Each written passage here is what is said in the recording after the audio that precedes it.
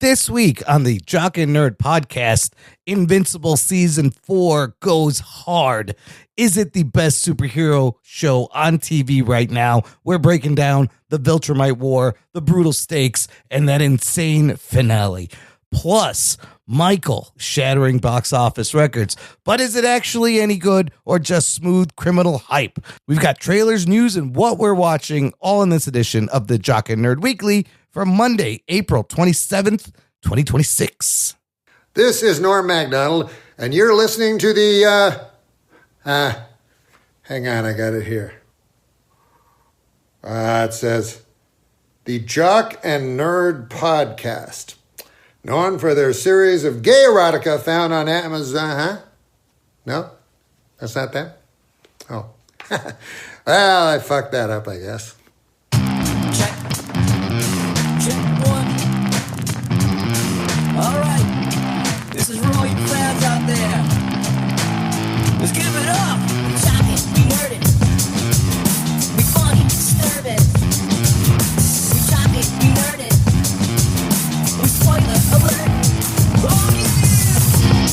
Oh yeah, hello, what's up, listener? Thank you for pressing play, and welcome to the Jock and Nerd Podcast, where we give you comic book and superhero, TV and movie news, reviews, and whatever we choose. Jock and Nerd. My name is Imran. My name's Anthony. He's the Jock. And he's a nerd. And joining us, he's a fella who's always want to be starting something, and he does. And he's neighbors to Bubbles the chimp. It's Rug Boy. Rugs, how's it going? Yeah, I wish I had a puppet chimp. Oh, you need a puppet Bubbles. I know what I was gonna say. You caught me out there. I didn't know what the fuck to say to this. I got Can you him. start over? I Or should got we him leave good. this? No, See, it's too late. you caught me with my pants down. That's how I Yeah. like the Rug Boy. Yeah, I was looking at my pubes. Bubbles still alive, by the way. I was kind of How alarmed. old is Bubbles? He's like 43 or 46. Wait, Does isn't that he- John Bly Jr.? We're talking about him. He's still No, alive. that's not his name. Not that Bubbles. You can't say that. I'm talking That's about. That was a better response than what I had. You should have went there. You mean John? I do live next door to He's John still alive. Bellotti. What are we talking about? Yeah.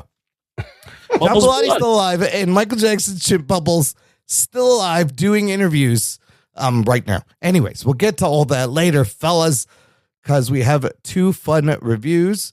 But we're going to warm up with something. Here we go. The Jock and Nerd Podcast. Let's warm up with this, a brief discussion on a new DC Studios teaser. They have put out the first teaser for this Clayface movie. This was shown at CinemaCon, I believe. And now it's out in the world. This movie coming out October 23rd. And it's got a very different tone. Anthony, you got to look at this Clayface. I got to look at it. What do you think of this? What do you make of this tone? It's a very quick teaser trailer. Well, we knew going into this, if you were paying attention, that they wanted to make a horror movie. Correct. And it looks like we're getting some sort of, at least by this trailer, the way it's cut, it looks like a weird horror, body horror type movie. And it's not going to please everybody because, a lot of people don't like horror, but I'm kind of intrigued. I think it looks pretty cool. I think it looks different. We don't typically get horror. I mean, are there any horror movies that have been, any superhero movies that have been? I mean, horror? not full on here horror. I mean, my first. We got Blade and Hellboy, but what else? I thought of Brightburn right away, but that's not like that's not a major franchise, right? Yeah. So I don't think we've gone full horror. No, like this one looks. This is different. It's very different. You almost had it with Doctor Strange. Oh yeah, and this is as James Gunn promised. To his credit, Ruggs, what do you think of this? This is a very different tone here, and you see Gotham. You get our first look at the Gotham in the DCU here. It's fine. As I said, like a Clayface movie never seems to be like something I'm like gung ho about. Does it look cool? It looks like it doesn't look like a Clayface movie, which makes it, I guess, cooler. Because to do the just the Clayface bad guy, yeah, like the way it is, it's a lot like Sandman almost. Yeah. We've already seen that in Spider-Man. Yeah. So to do it this way is like you're going in a different direction with the character. But the horror vibe might help it, actually. I don't know. It depends on how far they go with it. It looks pretty creepy, the way it is now. They got the flaming lips going on there. The music. The great song to pick. Do you realize you have the most beautiful face in the world? I like that. I don't know who this guy is who is playing him. What the fuck is his name? Tom. He's not Rees, a name. Tom Rees Harries. I think that's great because he's playing Matt Hagen version of Clayface. So we'll just see Clayface. And I like how you wouldn't know this is like a superhero in a superhero universe or in a superhero cinematic universe. That shot at the end where he smears his face is just perfectly creepy. The whole thing looked creepy. I was like, holy shit. Maybe Darkman-ish. It reminded me of Darkman a little bit, especially with just the shot of him staring at the camera with the gauze. Reminds me of the Joker a little bit, kind of the tone. Anthony, have you seen Darkman? I have not. We should review Darkman. That's a fucking... I don't think Anthony would like it, but it's a fucking crazy-ass movie. It's a low-budget kind of campy superhero original movie origin by Sam Raimi. It's very good with Liam Neeson. Well, this movie is directed by James Watkins, who's done horror movies like See No Evil, and the writer is Mike Flanagan. Yes, who's also done some horror movies. Who's done The Haunting on Hill House and some other stuff. So you got some horror credits here for these people. I do like that this is like completely different. Also only approximately $40 million budget. Yeah, so that's also great because you don't have a huge risk. There's some risk. Do you think they would put like a Batman in this Clayface secret, maybe like a post-credit or a thing at the end? No. To introduce maybe not the Batman, but maybe a tease to Batman. Maybe a silhouette. Silhouette or a boot or something. Yeah, because I don't think logo. They've cast anyone, but just allude to him. Apparently this takes place before the Superman and Supergirl movies, according to James Gunn. No, it looks different. It looks very different. If we're looking for superhero movies to push the genre and push the envelope. Okay, I'm really doing that. I got a question. Yeah. If we weren't doing this podcast, would we watch this movie? Why not? That's my reality that I'm living in right now. It's like if I didn't have to watch it for the podcast, I probably would skip it. Okay, unless it was like Weapons, where everybody was talking about it and I had to see it for myself. But for my ends, I'm not really a horror person. So I would just, there's like every week almost, it seems every other week there's a horror movie coming out. This would have looked like one of those. And I would have been what are those? But you got a little bit of like, you can play off like stuff from The Substance. You see a little bit of the Clay. Yeah, it's a lot like that too. Right? A little body horror. I like the palette of these warm colors. And, on the card it says Gotham City Police. So we're getting Gotham. So it's all very exciting and very different. I like it. Also, James Gunn has said half of that shit he announced in that those 10 projects, Gods and Monsters, 5 of them are not happening. I think The Authority is now shelved. Mm-hmm. That was bad. Don't do The Authority. Yeah. The Paradise City thing is also having problems. I don't think maybe just half of those things are going to happen. So he was, nope. It was ambitious. They got new ownership coming in. Right. So who knows if any of that shit happens or if he even still has a job. What do you think if you're James Gunn? You finally got the prime spot. You're running the big DCU, and all of a sudden some new guys come in. And you don't know what's going to happen. And you don't know what the fuck is up. That's crazy. And you're probably like, I just want to get all my Superman shit out before anything happens. I mean, he'll be around to like 2027, maybe 2028, I think his contract is. But long term, I don't know. Who knows what they're going to do? Who knows what David Ellison's going to do? Anyway, listener, let us know what you think of this Clayface, Geek Boner, Floppy Jock. Where do you land? Join this conversation. You can join our Facebook group. It's called Jock and Nerd Nation. Jock and Nerd. It is a closed, exclusive, private group just for you. There's a link in the episode description. Check it out. All right, let's get into the first of 2 big reviews this episode, fellas. We're going to start with Invincible. Season 4 has completed. Here's your spoilers. Strap yourselves in, you fucks. Spoiler time. Anthony, you kind of want to describe how the season goes plot wise? Can you do that in a succinct way? Let's see. Are you doing this because you were going to come in and try to describe the entire plot? And Because if I try to do it, we'll be here for 14 hours.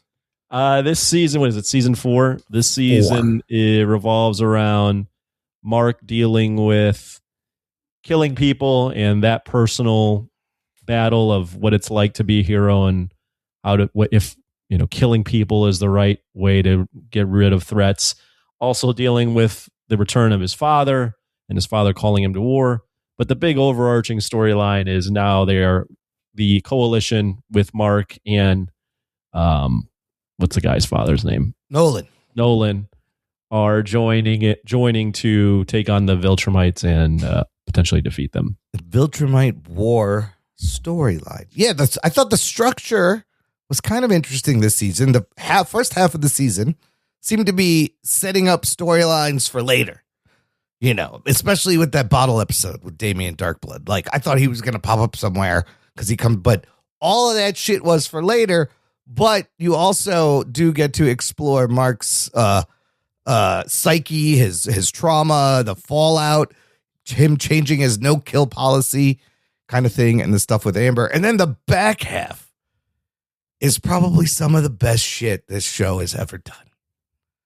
Easily. So where do you guys want to start? Let's talk about the first half before we get to the back half. Ruggs, anything stuck out to you in the first half of this season that you thought was notable or good? Well, him having to figure out like the struggle, whether he should kill people, that was interesting. Yes. He's his relationship with Eve, I felt like it's kind of stagnant. Yeah, there's some developments. Yeah, but I feel like until the very end, there's nothing really going on.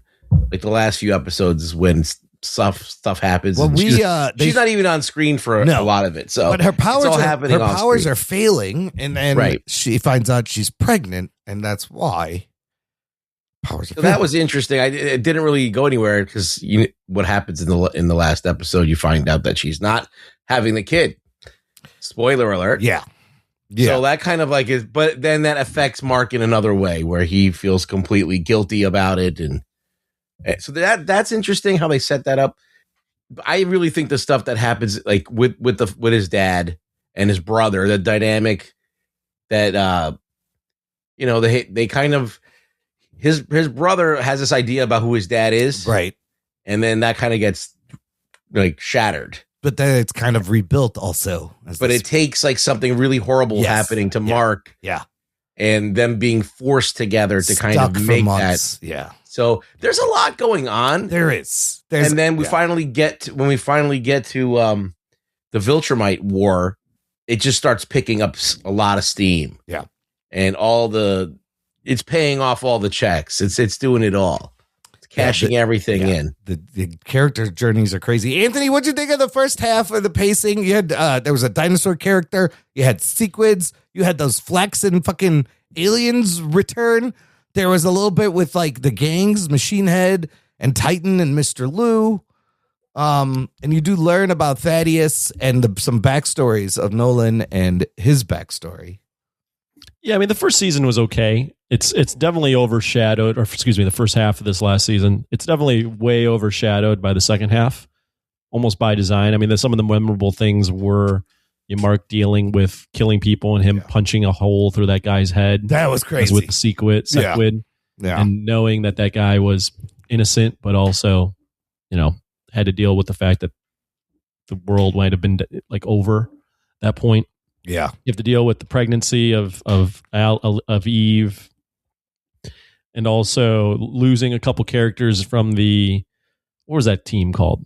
Well, the Guardians in that war with the Flaxons. The Flaxons, and then there was the sequid, those little sequid things. And they have to take care of. I mean, the first season was all right, but I mean, it's completely overshadowed by the second part of the season. So I liked it. I the whole time though, you're waiting for, okay, when are we getting to the war? When are we getting to the war? So, I couldn't enjoy it as much on its own because of the fact that you're just waiting for the war to happen. And as we've talked about the last few weeks, it certainly pays off. They teased that guy that he killed, that he subdued the last time. What was his name? They got the mustache. They all have mustaches. What? Over whatever. Conquest? Conquest. Well, Conquest escapes the first episode, flies off. Right. Breaks out. That was great because the minute that guy gets out, you're like, you're waiting the whole time for like, okay, when's this motherfucker coming back? Oh. When is this going to kind of resolve itself? So that's hanging throughout the whole first half of the season. They also have to assemble this team. So the stuff on the different planets and finding Space Racer with the gun and tech jacket, that was kind of fun. So there were fun things, but I was with you guys the whole time. I was like, all right, you talk about this war. When we get into the war, and then the whole Damien Darkblood episode, I was like, oh, okay, it's a little side mission. I guess this is important for later. It also had to do with that mummy character that keeps coming back like once a season. Yeah, what is that? I don't know. I don't know who that mummy character is. Yeah, no, they have. I mean, they're teasing that for later for sure. So why do you think there's so much filler? Like they can't just. I think it's not filler. It's laying down foundation for things. Yeah, they want to. I mean, they're supposed to do. I think they said that they might do up to 8 or 9 seasons. So Robert Kirkman has said he is halfway through the run of Invincible comics. Right. So we're gonna get at least another 4 or 5 seasons. Whoa. Yeah. And if this is halfway, I can't imagine what he's got, what else plays out, because it's fucking crazy. I'm fully invested, and I can't wait. All right. I think that it's getting a lot more fans, too. Yeah. I think a lot of people are starting to get hip to it now. Yes. And I feel like it's more popular now than ever. Yeah, and it deserves it. I think more people need to watch this. It's probably one of the best shows on TV right now, live action or animated, I will argue. Okay, let's talk about the back half. Conquest comes back. We get Mark v. Conquest round 2. It's brutal. It's crazy. But then we get Thrag. I want to talk about Thrag because this is a dude that is so super powered that I was not ready for how much of a badass, how much of a problem, how much of a threat this guy is. Anthony, where do you want to go with the back half? We've been reviewing the last few episodes, so I think it's makes sense to just talk about the ending, okay, and then talk about how this all kind of coalesces into a season. But yeah, I mean, if you've been listening to the show, we've been talking about in What Are We Watching the last few episodes, so you can listen to that. This last episode is different than the last 3 seasons. Those last 3 seasons have been big, major battles, and this one is much more of a quiet, Mark dealing with the trauma and the PTSD that he's experienced and the inevitability of Thrag, like you mentioned, and how he's like Thanos. He's inevitable, and he doesn't know how he's going to stop him.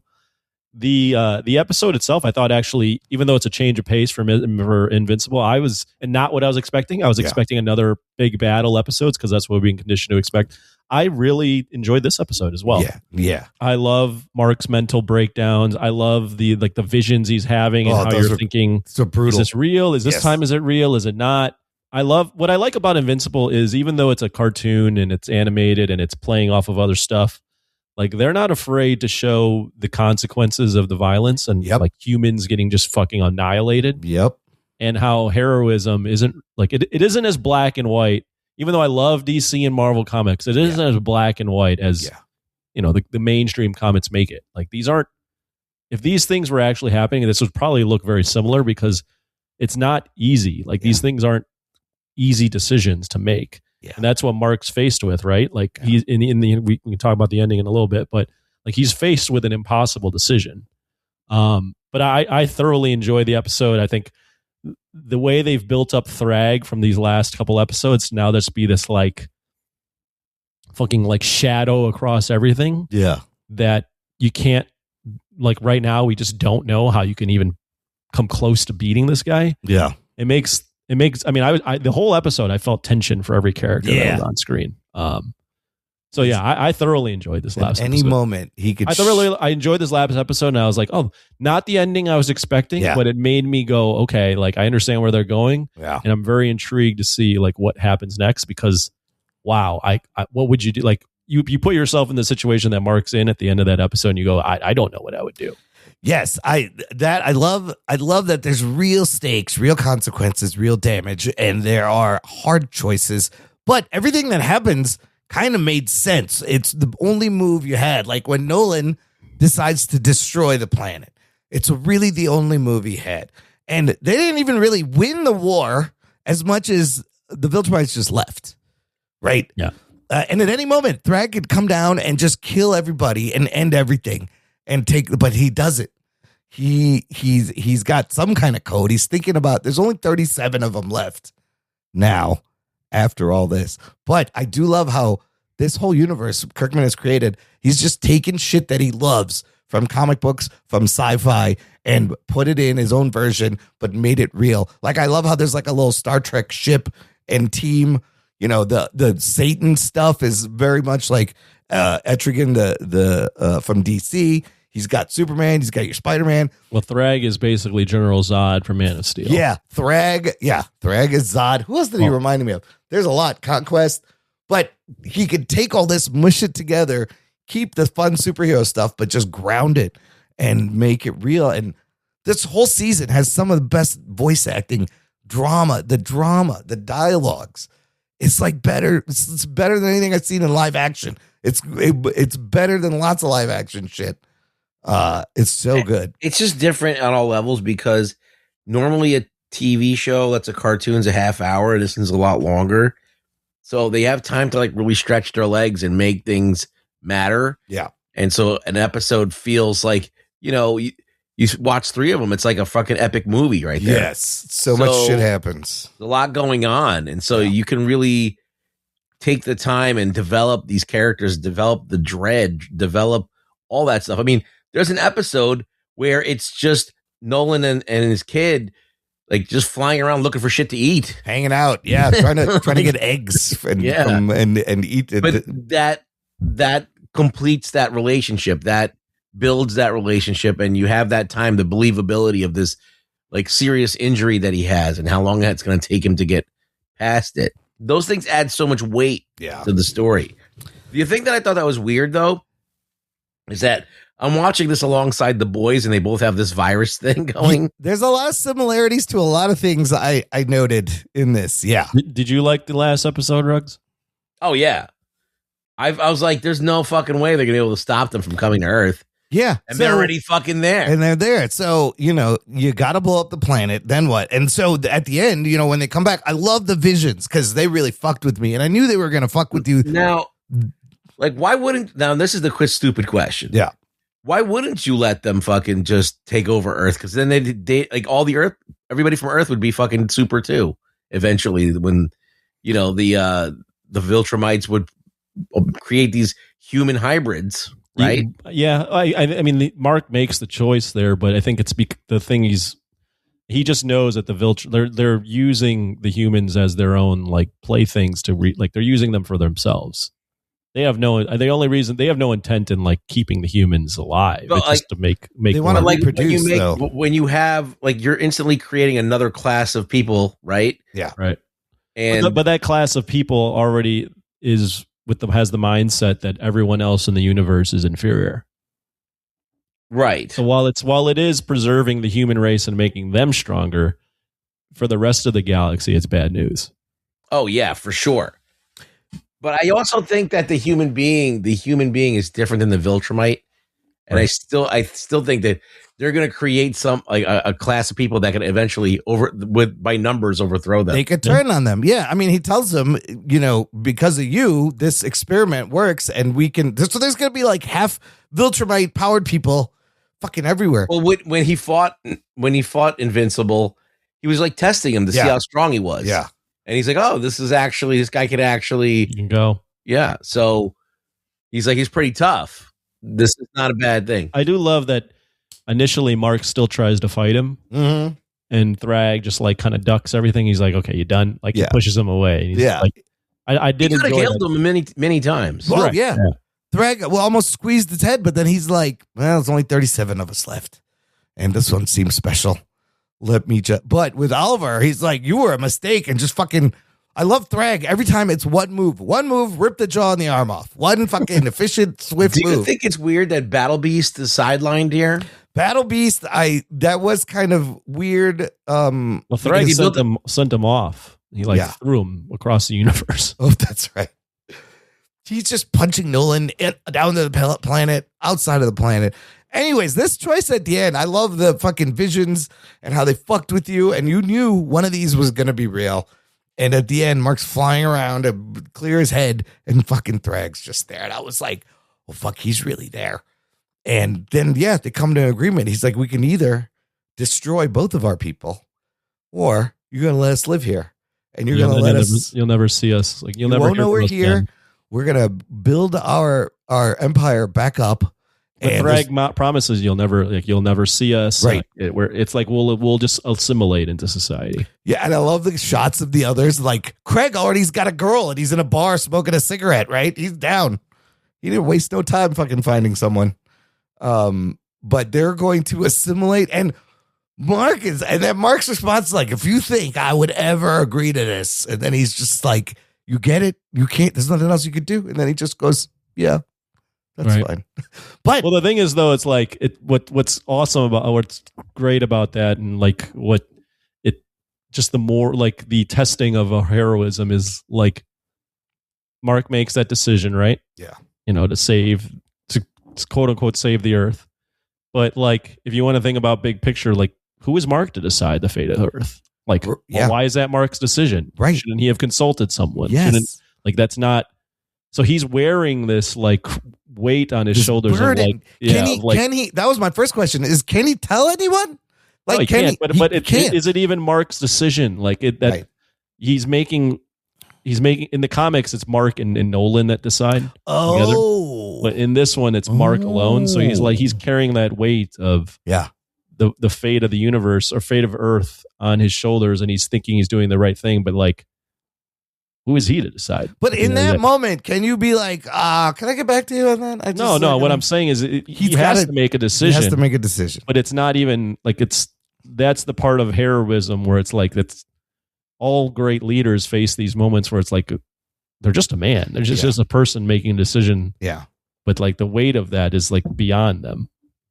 Yeah. Right. Well, what about the impending virus that can wipe out all of Earth, but That's to a wild save the card. universe? Yeah. Scourge virus invented by Thaddeus, who also killed the Emperor. And so I don't know if Thaddeus was a good guy or he was just extreme the other way.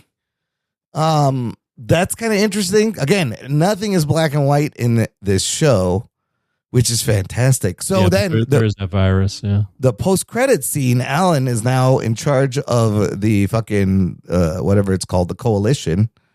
And then there's a video from Thaddeus. Essentially, he's being told, you have to kill all the Viltrumites. Even the good ones that you're friends with, they all have to be eliminated for the universe to be saved. Now, and Alan, I don't know if Alan's going to be able to fucking. But I think that the human beings too. Yeah. Ruggs is right. It's not only that it's going to kill the Viltrumites, Oh, it'll kill and the humans. Yeah. Oh, It could potentially kill the humans because the humans and the Viltrumites' DNA is similar. Right. So he's going to have to wipe out the whole planet. Potentially, yeah. Taking a step back, what I also enjoyed like is Mark's struggle throughout, and I thought the part where he's with Eve and she reveals she's had an abortion, and Yes.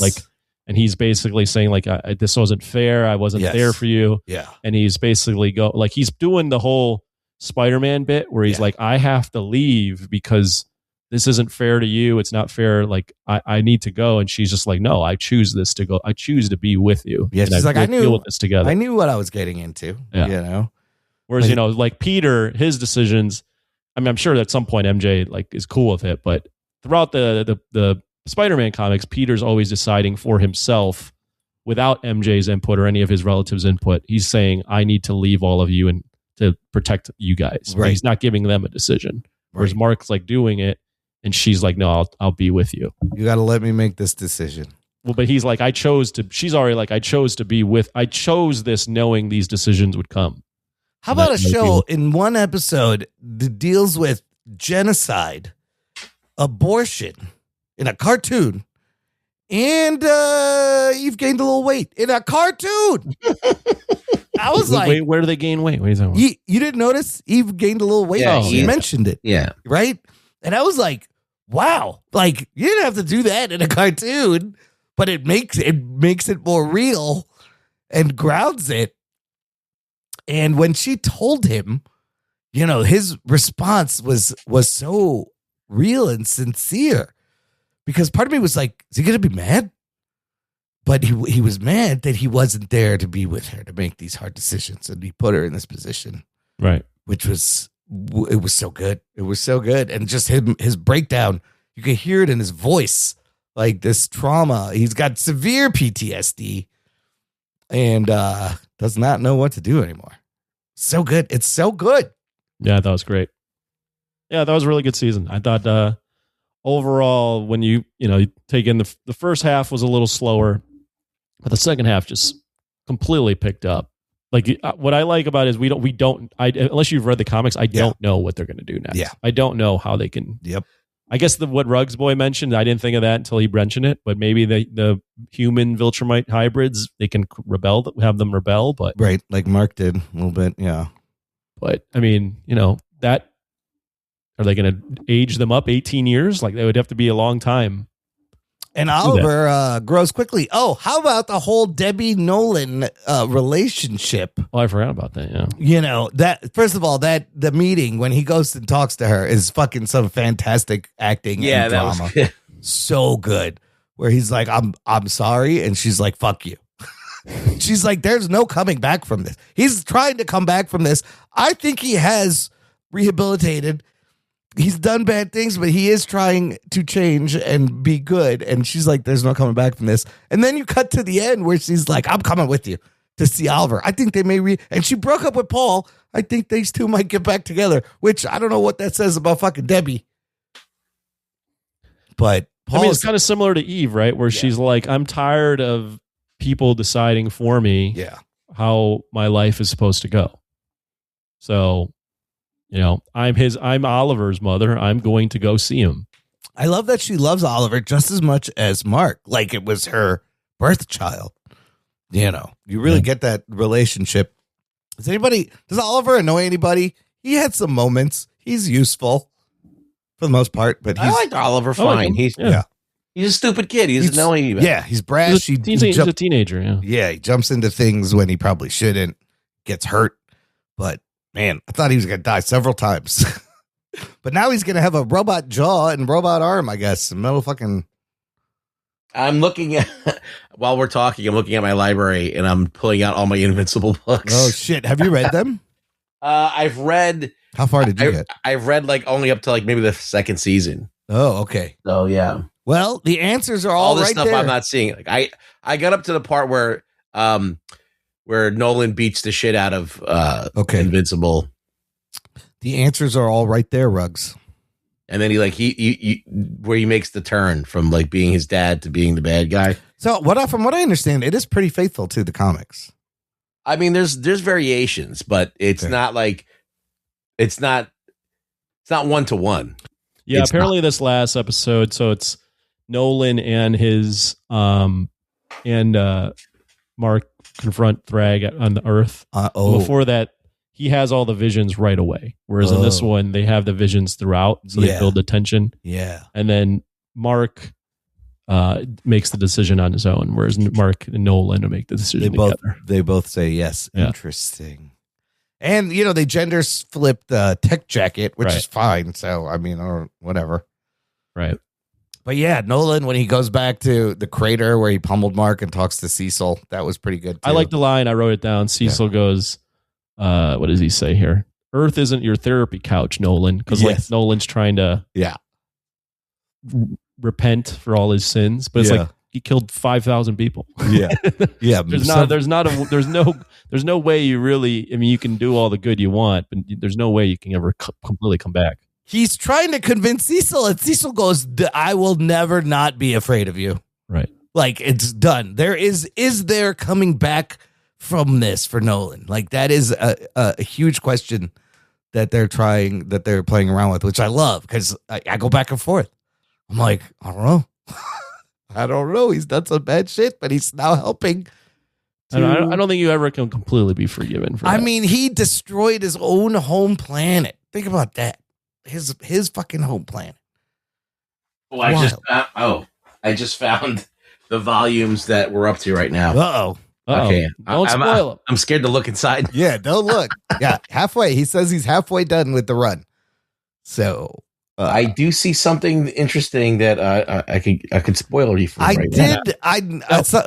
I don't know what happens, but somebody mentioned like, oh, just wait till you see what happens to Oliver. So I don't know what that means.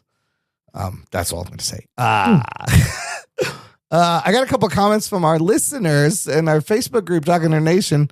Jose Ibarra says, the best season so far. Nearly every episode was perfect. I even enjoyed the minor Easter eggs like Megatron versus Optimus Prime, Argyle, and Thetis voice actors. And then he goes, Imran did ruin Thrag for me a bit, though. Every time Mark had a vision of him killing someone he loved, I kept thinking he was going to sing, Mama, I just killed a man, in a Freddie Mercury voice. It'll be interesting to see how the Viltrumite plan plays out. Ain't nobody trying to have a baby in this economy. He's right. It's expensive. Who is he going to shack up with?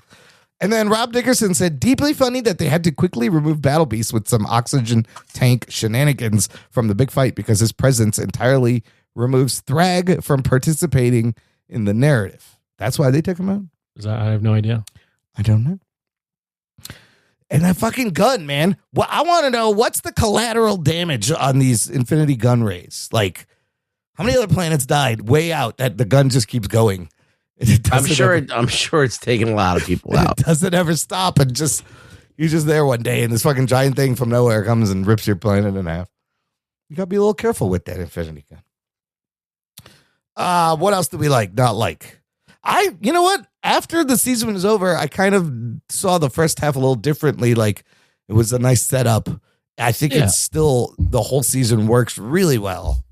No, I agree. I mean, the first half isn't as good, but as a whole, I get why they did it, and it builds more anticipation. So yeah, I enjoy the season. I mean, there's some great action bits in that first half, some of these battles, and a little bit with the Guardians, but like not a lot with Cecil or the Guardians and all that crew.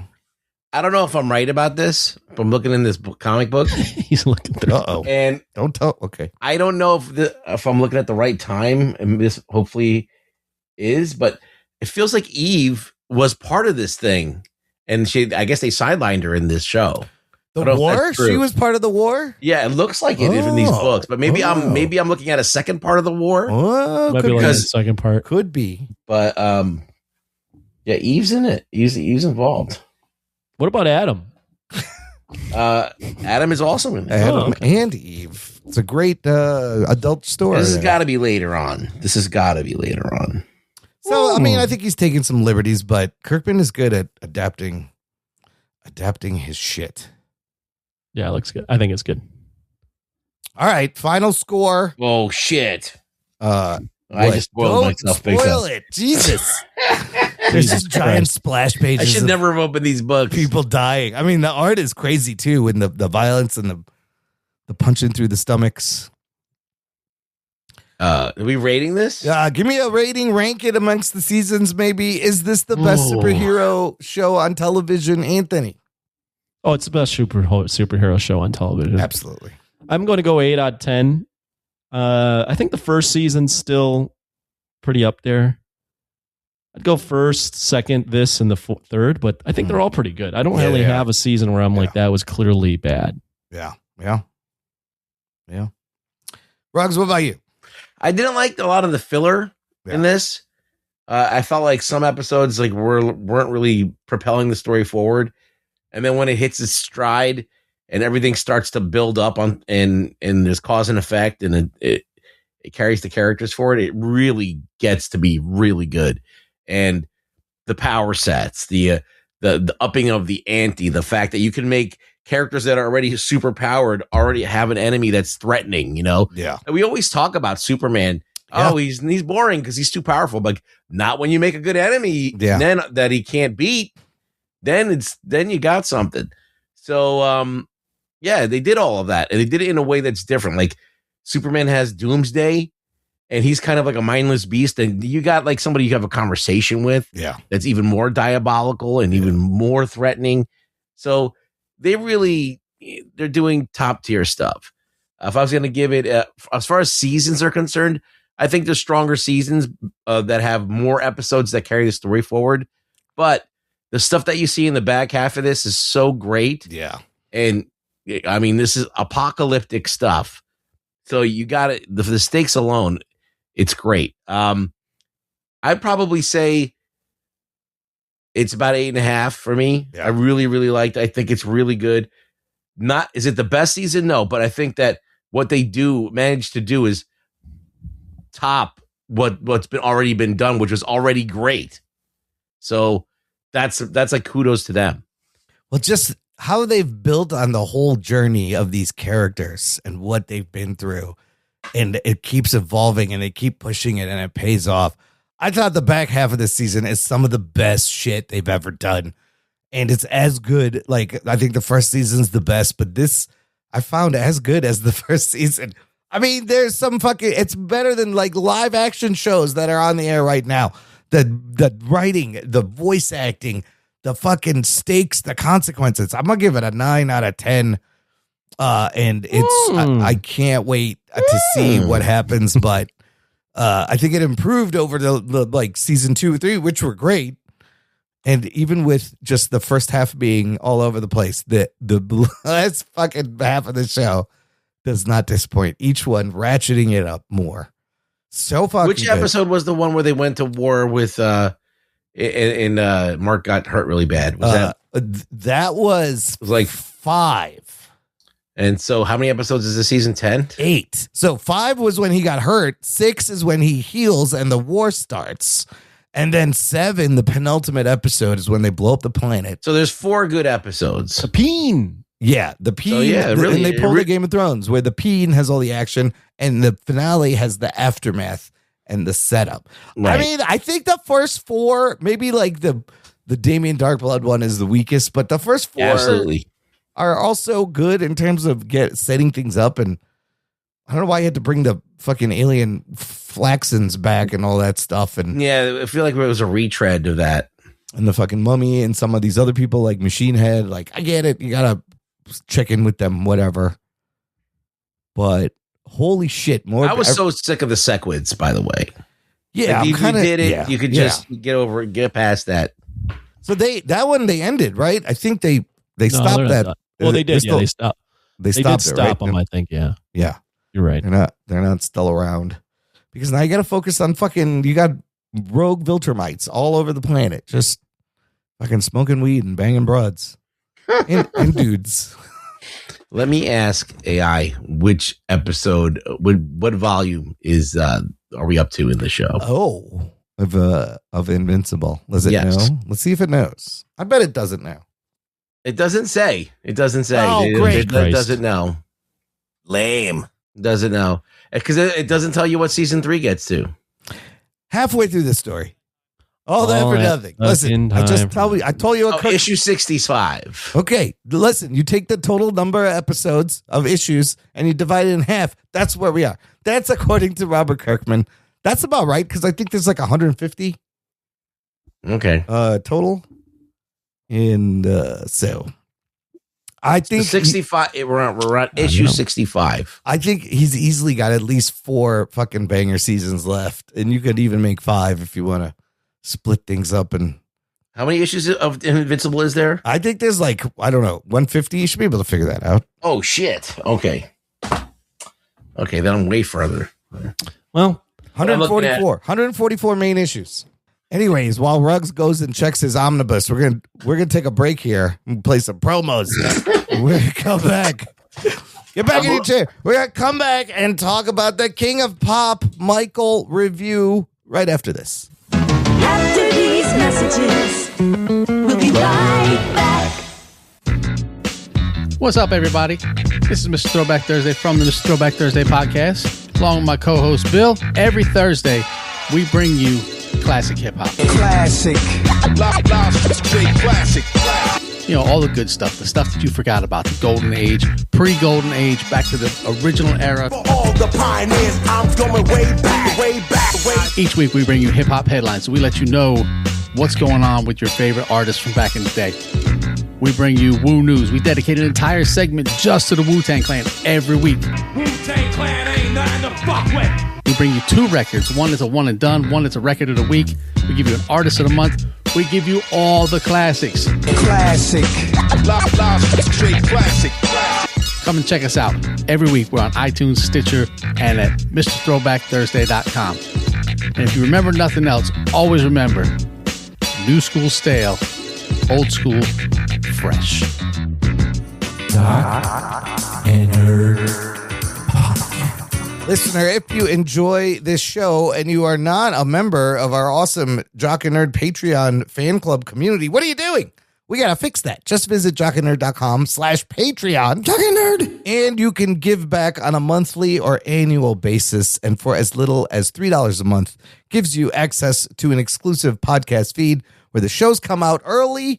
There's instant reactions to movies, bonus movie reviews, lots of extra content to listen to. You can also join us for our monthly virtual meetups. They're on Discord. We do Discord hangouts once a month. The next one, fellas, is this week, Thursday, April 30th, the day after this show posts. Who's going to be there? Who's with me? What are we talking about? Lame. I really don't give a shit. Oh, we're doing it this week? I'll do that. Fuck that show. Discord this week.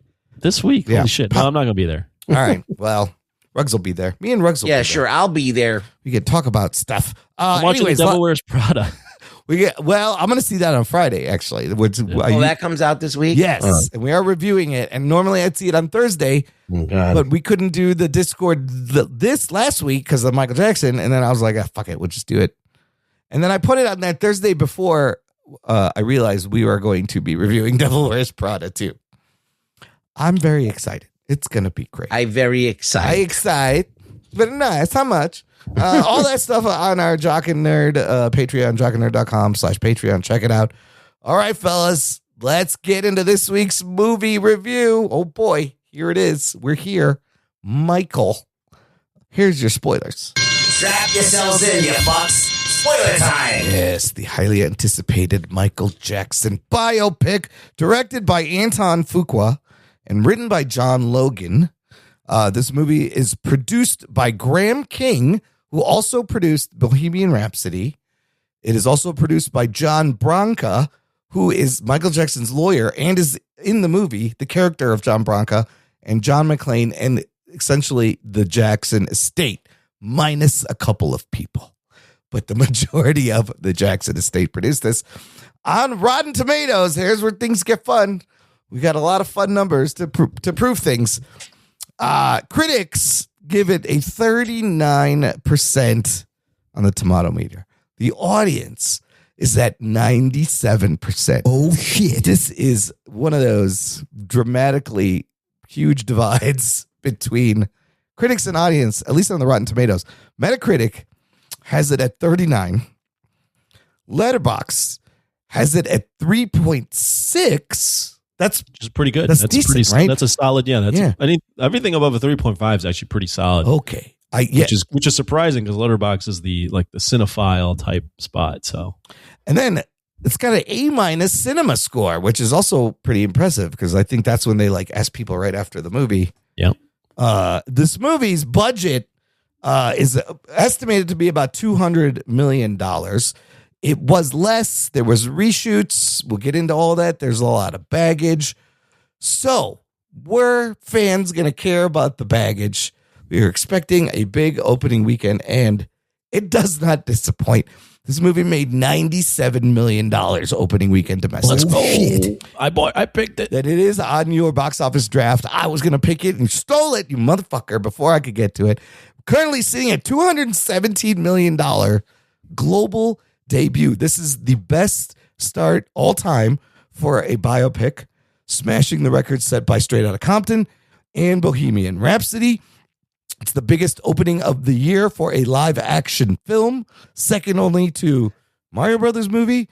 It is the first biopic in history to surpass $100 million worldwide in a single day. It's the biggest opening for Lionsgate since 2015. It's the biggest opening for Anton Fuqua, Graham King, and writer John Logan. And it has the highest audience score for a music biopic ever at 97% on the Rotten Tomatoes. So those are some impressive numbers and a really good fucking opening for this movie. The movie stars Jafar Jackson, who is Jermaine Jackson's son. So Michael's nephew, playing the older Mike, and Giuliano Cruvaldi playing younger Michael Jackson. These are the film debuts for both of these dudes. Just first time, throw them in, playing Michael Jackson. You also have Nia Long, Keelan Durrell Jonas, Laura Harrier is in this, Miles Teller, Coleman Domingo, Jessica Sula, a fun Mike Myers cameo. Did you guys catch Mike Myers? I didn't. When is Mike? He was great. Yeah, he's. Where was he in we'll the get to movie? that. He's the CBS president, CBS Records, who threatens MTV. Oh, that was Mike Myers? Yes, it was one of those things where it took me a second. It took me a few minutes, and then I was like, "Wait a minute, is that Mike fucking Myers?" That's hilarious. I knew right away. He's done a lot of these crazy roles recently, in like for Tarantino movies, or he'll just slip in, and you're like, "Is that fucking Mike Myers?" And it is. The movie's PG-13, runtime 2 hours 1 minute. Anthony, what happens in Mike Hell? Mike Hell covers Michael Jackson's life from 1968, sometime in the 60s. Yes. When he's with the Jackson 5 and just starting out, up until 1988, I believe. Correct. When the Bad album comes out. Yeah, I think it's like 66 And to 80. it is about the journey of his life through that time when he's dealing with a very oppressing father that is very strict on him, and he wants to find himself, but also find his own music career, his own path, without the burden of his dad telling him what to do. Yeah, essentially, it's just Mike versus Joe. When you get down to it, all right, And lots of musical numbers. and lots of fun fucking music numbers. Now, You should start, Imran, because let me Okay. set this up. okay, yeah, set up the baggage. So we all like Michael Jackson, but Imran is very vocal about his love for 80s music, Prince, but also Mr. Michael Yeah, Jackson. because we both have vitiligo. He's very personal. And yeah, Imran has vitiligo. That's a big deal for him. Imran's always wondered if he, had 5 other brothers. If he could have been in the Jackson Yeah. 5, they would have called it the Imran 5. The Raxon 5. Yeah, the Raxon 5, vitiligo 4, or whatever. Anyways, Imran has been hyping this movie up, similar to a Camille Nunjani picture or a Pakistani, documentary, where this movie could do no wrong. And Imran's loved this. He wanted to pick it for a box office movie draft. Leading up to this movie, I was telling him, "Hey, there's a lot of baggage with this movie. You don't want to hear it. You don't want to hear it. I know about the baggage. He didn't want to hear it. Shut up. He didn't want to hear it at all. He was. This is gonna be good." And then the reviews came out, and I messaged Imran that was and I rough. sent him the reviews, just to make him, Yeah, it was like just to get under his skin, honestly. 30%. And then also Jose Ibarra commented Yep. and commented about the reviews and them being bad. Yeah, So no, a lot of baggage coming in this movie. that had me nervous. Imran, we know you like everything, but did you like Michael? You know what? At the end of the day, when the movie ended, I was entertained. I had a good time. It gave me all the feels, the nostalgia. The shining parts of this movie are Jafar Jackson fucking channeling his uncle to the point where you almost forget that's not fucking Michael Jackson up there. And it's mesmerizing to watch. The fact that this kid trained for 2 years and bled and never acted or sang, but had this connection, his voice, his mannerisms, the way he carries himself, the dance moves. I was lost in it. The movie overall it's just fine. It's a tribute. It's a celebration. It is, like I said, the plot is Michael versus Joe. It's very thin. They leave so many things out They fly through so many things, but hey, it's 2 hours. What are you going to do? And there is, and we'll get into the baggage, there is kind of a Frankenstein third act, but I felt the fact that it ended like a concert film essentially worked for me because he was so good. I wanted to see him do more Michael Jackson songs. Even the little kid, when the little kid sang, I got fucking chills. I got goose pimples. I was like, God damn, he sounds great. So everybody looks the part. There's a lot of inaccuracies, but there's a lot of details and fun things they did, but there's fucking a lot of inaccuracies. And I think I read a biography. I've watched the miniseries. I've read so many things about Michael my whole life, trying to figure, this is a movie about a very complex man who is born with a gift. We will never have another Michael Jackson again. So they kind of was a little bit disappointing how they watered down the fucking story, because I don't know how much you actually learn about him in the movie. But as for every musical scene, the performances, his work ethic, him coming up with the songs, I thought all that was great. So I thought it was good. It's good. It could be better. It's not great. The performances are great. The movie is good. Rug Boy, I know you're a school fan of the 80s, grew up in the 80s, maybe the 70s. I don't know when you fucking grew up. It's hard to tell when you're a vampire. Yeah. 1870s. Before we get into your thoughts, do you call them goose pimples or goose bumps? I always call them goosebumps. Goose pimples. Yeah, okay. Goose pimples. This guy just call them goose pimples. Not very many people I know call them goose pimples. Listen, anyways, I have my own language. Rug Boy, give us your thoughts on Michael once it ended. Well, I had a good time with this movie. I thought it was a tribute. It was the hits. They play the hits. They let you kind of take the ride with Jafar doing his amazing impression of his uncle. The movie in and of itself is a feat. It is, because you have a guy who never acted before. Yeah. That has to now sing, dance, imitate somebody. Not just somebody. And like one of the most famous people in the world. Yeah. And do it all better than you would like at any other impersonator. Yeah. You know? Yeah. And you have to recreate these iconic things that let me back up a little bit, because I grew up in the 80s. And whether or not I like Michael Jackson, or I thought Michael Jackson was cool, which I did tangentially, but like not really. I wasn't like all up into Michael Jackson. But I can't deny that Michael Jackson is in my DNA. You could not it's in my escape bones. it. Yeah, you couldn't escape it. It was it's like the part of it's like growing up with G.I. Joe, or growing up with like, certain video games like Mario. Like it's part of your life, whether you like it or not. Yep. Like Michael Jackson's just part of your life.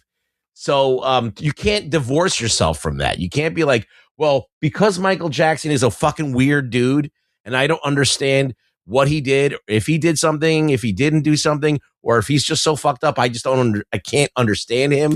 He's so detached from reality. Like, out of all of his brothers, he's the weirdest one, and they all went through the same shit. Yeah. Why is he that weird? I never understood Michael Jackson.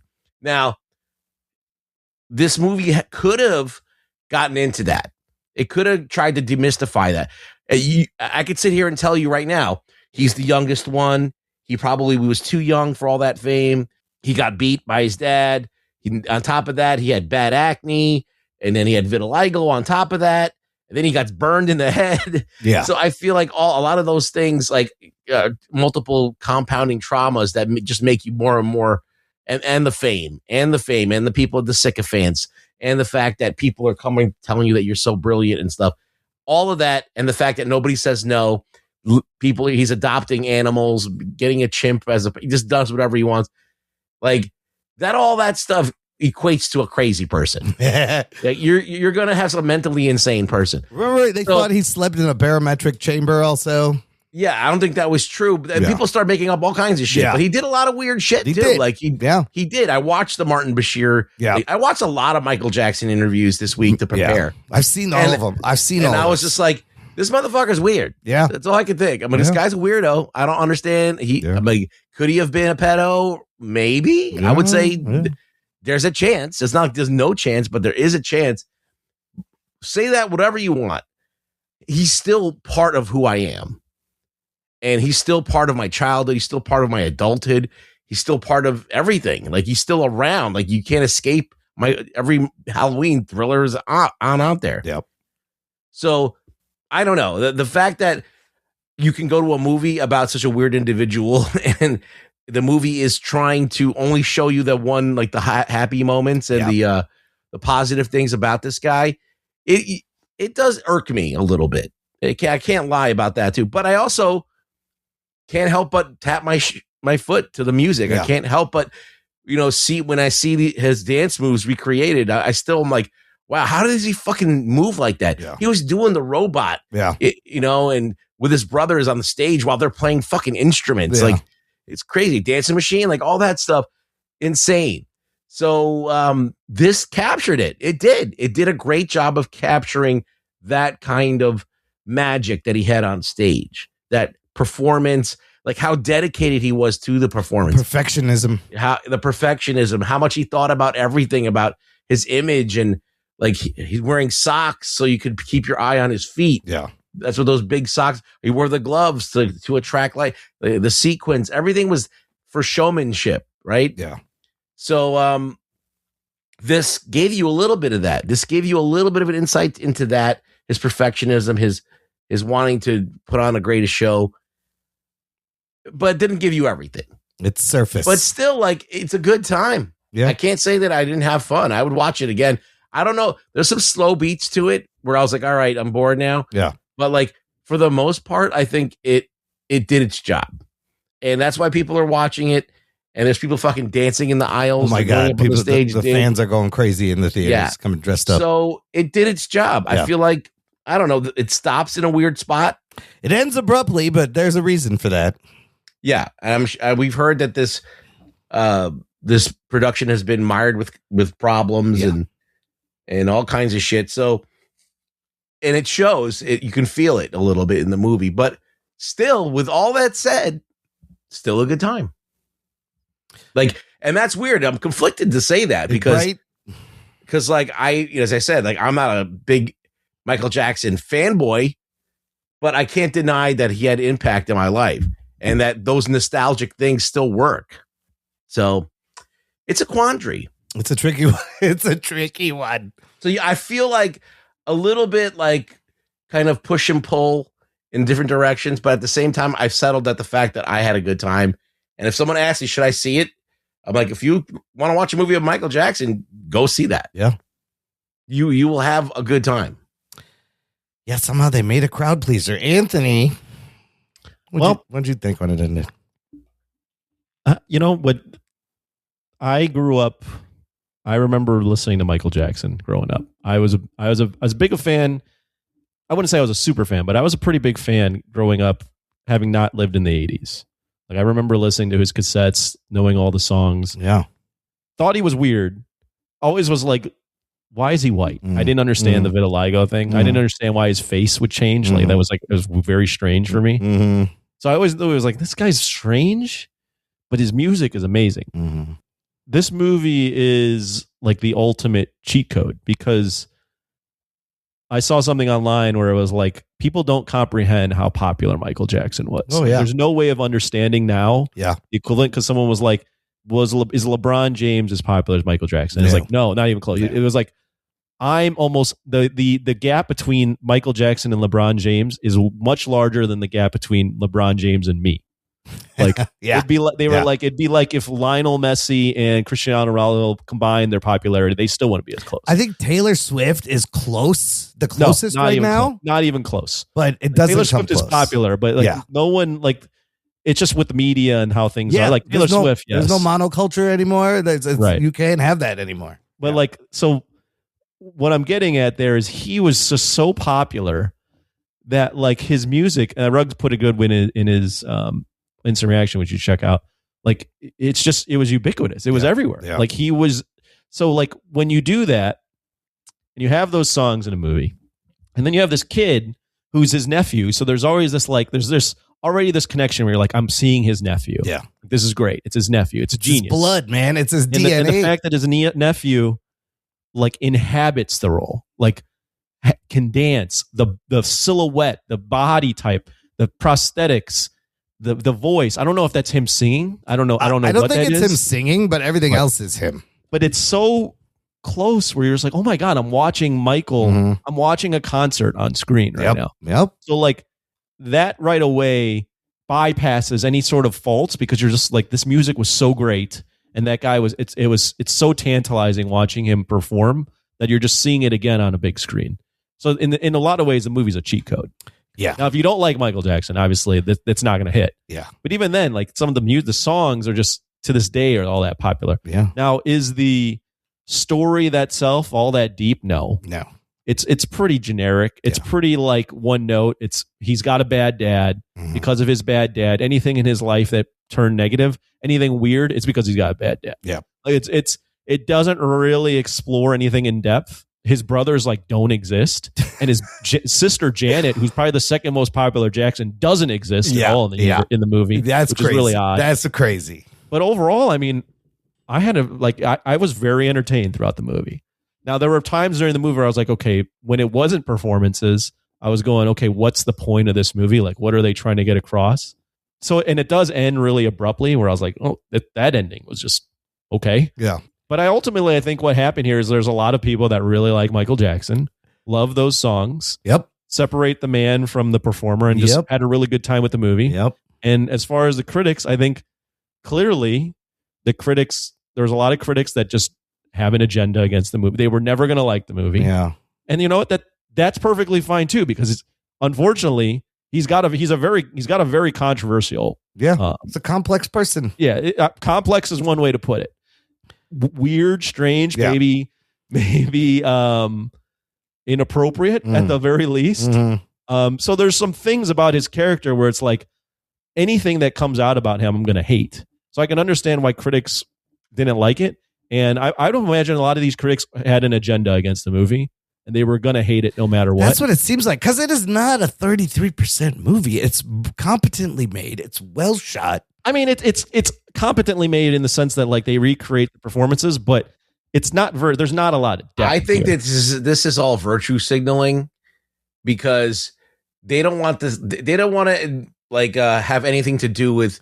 See, Michael Jackson has never to this day been convicted of anything. Yep. Right. Yep. But where there's smoke, there's probably fire. Yeah. So they don't want to touch that with a 10-foot pole. Yeah, no one wants to have their name online saying I liked a guy that slept with kids. Well, right, in case it comes back to bite him in the ass later. So they're like, they're just virtue signaling at this point. And taking just the safe route and saying they're not admitting that. Okay, like we know that I've known this guy's been weird. I've known since I was a kid that this guy's a weirdo. Yeah, like who talks like that? Yeah, you know, like. But I gave him the benefit of the doubt, you know, because I was like, I don't know, there wasn't a lot of stories at the time when I was a kid. Yeah. Stuff didn't start coming out until like the late 90s, right? Yeah, to like 90. It started in 93. So, so at that time, he'd already done the damage to my psyche. I was already a kid growing up with, innocent, mysterious Michael Jackson. Yeah. You know, so I didn't have that until I was older. And it's hard to like erase that from your like, oh, all of a sudden I just hate that. Something that I loved when I was a kid. I just now hate it, you know? Right. So, it's just weird. So I think these reviews are just people trying to find superiority. And I mean, am I a bad person because I'm not automatically rejecting this? I ask myself that sometimes. You know what's funny about what you mentioned real quick is his voice. So I looked up. Apparently, his vocalist told him he needed to talk like that to maintain his high-pitched singing voice. Oh. So if you listen to the song 2000 Watts by Michael Jackson, not a very popular song. Yeah. Throw that on one time. Yeah. You can actually hear him sing with a deep voice. Eddie Murphy had a joke about that, a running joke. Be like, I bet Michael don't really talk like that. No, listen to 2000 Watts when you're done. Yeah. He sings in a voice that you wouldn't think it was Michael Jackson. When did he make, what is 2000 Watts on? What album is that? That album. Because I do not even know this song. That album is on Invincible. It's on Invincible, which came out in the 2001. But apparently he was talking like that because he needed to preserve the range of his voice. I don't know what you're talking about. Yeah. I'm Michael. But I bet he Well, was his voice was completely different when he was a kid. Yeah. Like Yeah. the voice that he had when he was a kid is superior to the voice that he had in It his is, adult. man. If you listen to the Jackson 5 songs, by the way, by the time he was 13, he had recorded hundreds of songs. And you hear this fucking 9-year-old with this soul and this meaning in his voice. You're like, how the fuck is he able to sing like that at 9 years old? It is like a old, lived-in, soulful voice. And he was amazing then. So I remember there was like a Jackson 5 cartoon that they made in the 70s, and the shit was everywhere. Well, how about this? I want to turn it right back to the movie. Yeah. How about the fact that this kid, Jafar Jackson, has never acted in his life? How and crazy is turns into this? performance Yes. like that. So I like this because Anton Fuqua did. I feel like he did something similar. I think he was said he never acted and had no intentions of No, ever he acting. didn't want to be an actor. Fuqua met with him, and but once he got into it and started training, he was obsessed. He was training for 2 years. He had photos. He was studying Michael. That scene, the scene that won me over on Jafar, I was into it the whole time. Yeah. But the scene when he's filming Beat It and he's like oh, that's a great talking scene. to everyone with Yes, the gangsters and then yes. he's like body rolling back and forth. And Yeah. I'm like, oh my God, this guy's Michael Jackson. Bro, that is great because in the real Beat It video, he does there's real Bloods and Crips members in the videos, but they had the dancers, they had two dancers look just like the dancers in the video. And I love that whole setup where he sees the story about gang violence and he's like, music can put us together. And they're teaching him how to pop and lock. And then he's like, But I then, wanna but put it's you in the video. you could tell the story like is very simplistic because Yeah. it's like, oh, Michael sees gangsters. He wants to heal the world. And he just invites them and they all hang out.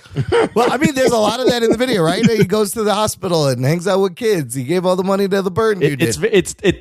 I understand the criticisms of the depth of the movie because it's written like, But it's written as if like it is written like a Peter Pan story. And and there's that constant, he's looking at Peter Pan. He always wanted to be Peter Pan. But this is like what all biopics end up being is like a positive kind of sanitized version because it's always made by the estate of the performers. And they don't want anything. Of course, they want it to look positive and they don't want any bad shit. They're just going to show you the good shit. I don't know. Springsteen wasn't like this. Springsteen was just about like one. So, and the interesting thing about Springsteen and the Bob Dylan one is that they condensed the timeline and they're like, because this movie covers like 22 years. And then Right. Bob Dylan was like, we're just going to do a year. I don't know which is better because the Dylan movie was kind of boring. You don't learn anything about him. The Springsteen one was movie. always about, it was about this album. Like, that's not really a huge album for him, I don't think. Yeah, they were both. This and the Freddie Mercury one are the two better ones that I saw. That Walk the Line's probably the best one that I've seen. Ray's pretty good. Bohemian Rhapsody. Ray's similar good too. thing happens with Bohemian Rhapsody. The Elvis movie was decent. Elvis was interesting because that one, the narrator is Colonel Tom being like how But that gets into Elvis being more of a piece of shit than the other one. It does. Than you'd which think. That was interesting because the estate was involved with that. So a little bit about the baggage before we continue. Here's what they've been trying to make this movie for so long. They had to cut and remove the entire third act because Antoine Fuqua, he originally wanted to start the movie with the police raiding Neverland and Michael getting strip searched. And the end of it was going to have the allegations and the trial. And it had to be thrown out because the state lawyers, after it was shot, didn't realize that there was a settlement clause with this one kid saying he can never, if there's a movie made about Michael, you can never use my family, my likeness, or anything. And apparently, Even if you change his name. if you change his name, I have his name here. I'm not going to say it, but it's everywhere. But apparently he was a big part of the thing. So then the reshoots cost like $15 million. This is what I heard from Jeff Snyder, is that Fuqua left the movie in 2025. This is what he said on the hot mic. He also said Fuqua apparently directed from his van so much he would not come out. They started calling him Vantuan. So is what he said. What was the why? Because he didn't want to. I think he was upset that he couldn't make like the darker version of the movie he initially wanted to. So then I believe Graham King comes in, and the same thing happened on Bohemian Rhapsody. reshoots the thing and puts the concert film kind of ending and puts it together. This is what Jeff Snyder said, that Fuqua left the movie 2025 and then possibly got payouts to come back and promote and do interviews because this wasn't his movie. So, but that was just one of the things. The other thing was screenwriter John Logan's home was damaged in the Palisade fires. And then the movie was supposed to come out a fucking year ago originally and had to be pushed back. And so there's just so many inaccuracies. So it's just a little frustrating. Like, I wish they delved more into what is it like to be the most famous person in the world that you can't fucking go outside. I was surprised that they showed fucking Joseph whooping Michael a couple times with the belt. That helped a lot. Yeah. Because essentially, if you think that built up the villain in the movie. Yeah. And unfortunately, he's like a one-note villain, right? There's not a lot of depth. He's just the bad. In the I remember when I watched the original the TV thing. Yes. They had like Joe Jackson trying to be a musician and he was playing in bands, and that kind of built up the character. Like he needed to live vicariously through his kids. Yeah, he was supposed to do this. I'll tell you what, that the Jacksons American Family 1992 TV miniseries, it's 5 hours long. It is a lot more accurate than this. It's better. It's got Angela Bassett in it. Angela Everybody Bassett did it. playing Catherine, bro. You got, what's his name from Iron Man? Rhodey was in there. Oh, yeah, Don Cheadle? No, the other guy, the one, first Terrence Rhodey. Howard, yes. Yeah, I think he was one of Michael Jackson's brothers. I think he was like Jermaine or something. Yeah. That has a more accurate but story. that's not out anywhere. No, I don't know if you can see get it on YouTube, but it looks like shit. Yeah, it tells the story better, and it has a lot of interesting details that really inform Michael. Like, did you know, like when they traveled, they all slept in the same room on different beds, but the older brothers would bring back girls and fuck them in the room with Michael pretending to be asleep, but not asleep, hearing all of this while he's like 8 years old, right? That's going to fuck you up. Yeah. But I think the movie does a good job. What they wanted to do was humanize him because, like we were all saying, he's very weird and mysterious. I don't think it does a very good job humanizing complex. him. It tries. He still seems weird to me. It tries to you get why he's adopting the animals because he doesn't have any friends. What do you think about CG bubbles? Like, they couldn't use a real fucking. You can't use real fucking chips in a thing now. Get out of Why? here. Why not? Because you're in danger of the fucking like chip. literally every TV show as a kid had a chimp in it. Yes, they did. I think there's like laws against. I don't think you should. Remember BJ and the Bear? That had a chip in it. There was shows where there's a chip in it. I remember there was a chimp on Saved by the Bell. I remember there was a chimp. I didn't mind the CG chimp. He was cute. I don't know. Bubble's still alive. Yeah. It was weird though. I could tell it was fake. Yeah, you can definitely tell it's fake. But I was like, I'm not a big fan of them using live. I'm totally like, I'm against zoos and shit too. Yeah. So it's like, for me, it's like whatever. I don't care if they don't use the live animals. Yeah, it was fine. It just shows you. What was the moment in the movie that you liked the most as far as performances or songs? Billie Jean. Yeah, I remember you saying that, Rug. When he's doing the performance at the MTV. Yeah, no, it's the Motown 25th anniversary show. Motown 25th, got it. And it's fucking dead on, bro. What's crazy is you can fact check a lot of this movie. It's really easily. The shit is everywhere. You can literally watch all the real clips on YouTube. But if you compare it, it's fucking perfect. He nailed it. It's dead on. Yeah, that was a good one. I really like to Beat It. I love the Beat It scene. I love the Thriller. Yeah. I liked him doing Human Nature. I know it's not as big of a song, but I liked him singing Human Nature on the song. Yeah, and that was a great moment on the Victory Tour where he surprises everyone. And I didn't know the Victory Tour was a Jackson 5 tour that he did right after. The last one is he's trying to fucking break away, and then he's like... He's just doing his own songs on Jackson 5. Well, they did both. Like, he would do Jackson 5 songs, and then he would do his own songs. But then for him to go up there and be like, this is the last time. That was great. We will be performing together with Joe glaring at him. That shit really happened. That was accurate. I liked, the Thriller, how they show him watching Fred Astaire. Yeah. And then he's like, can you shoot the whole thing? But man, the costumes, the little movements, the little mouth jiggle, the way he moved was fucking 100%. It was so dead on. It was wild that they were able to reproduce this Yeah, as he gets like more work done, he looks to me more and more like Michael. You got Joe calling him Big Nose. They had to CG his nose. Yeah. Is that CG? Yeah, to make his nose smaller because there's no way you can make it. Yeah. Yeah. But that's when he mentions the vitiligo is when he's getting, and I was so happy. I was like, yeah, he said the words and they show the little spots on his hand. I didn't think they would bring that up, but a mention, I'll take it. What did you go? You went, ah! I went, ah! I stood up in the theater and just went, I have that too. And then I sat down. Did you pull up your chest? Did you pull up and your then shirt on your security you came start and they were flashing like, people? Sir, Look, you can't see my nipples. Sir, put your shirt down. You're too bright. You're just, people can't see the movie. You're going to say nipples. Sir, you don't have any nipples. Please put your shirt back on. Oh, my God. Look, you can't see them. The burn scene, the commercial, I thought they did really well. They spent a lot of time on it. First of all, this is all fucking Joe and Don King's fault, forcing him into doing the Pepsi commercial. But you see how painful it must have been, how he gets hooked on painkillers. But I get like it. I understand them putting it in, but it's all very like simplistic. It's like every bad thing that ever happened to him, it's because of his father. Yeah, and it's like, okay, I mean, is that possible? Sure.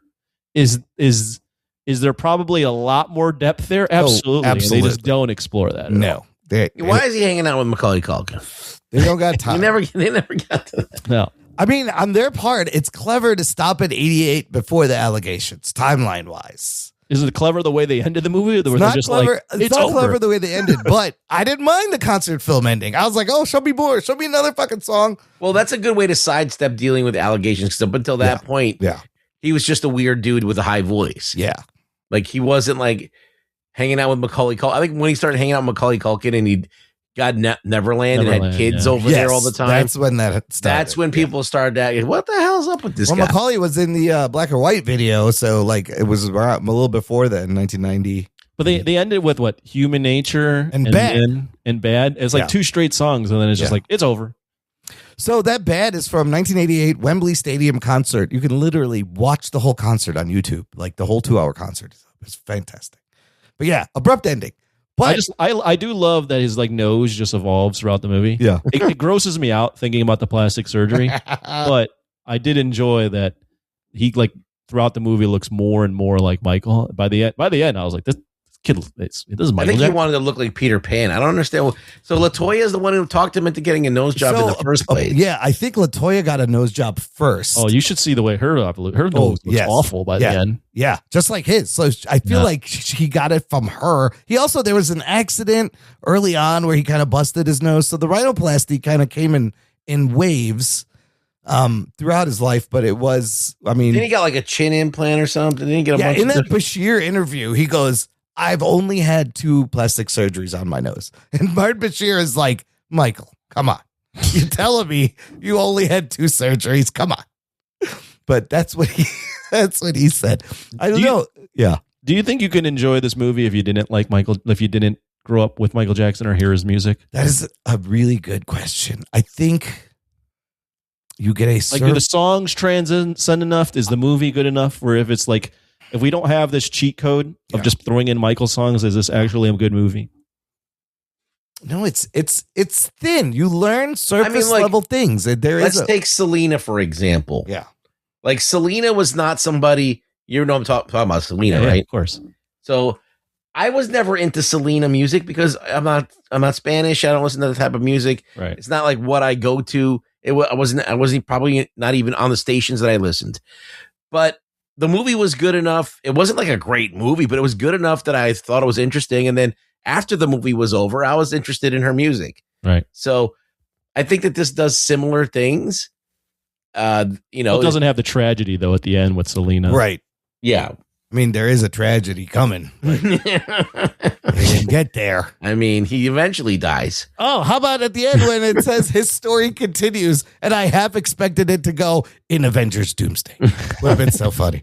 But yeah, here's the thing. This movie it's killing at the box office. They're making a second one. Oh yeah, I think, for sure. With this opening weekend, you're going to make a second one. Michael Jackson is important to a lot of people. Yeah. All right. He's the first guy to break the color barrier on MTV. Which is a great scene that we see in this movie where that happens. Yeah, and it's true. That is all true. He made these movies, like these music video, like the mini movies. He had his own ride at fucking Disneyland. Nobody was making music videos like that at the time.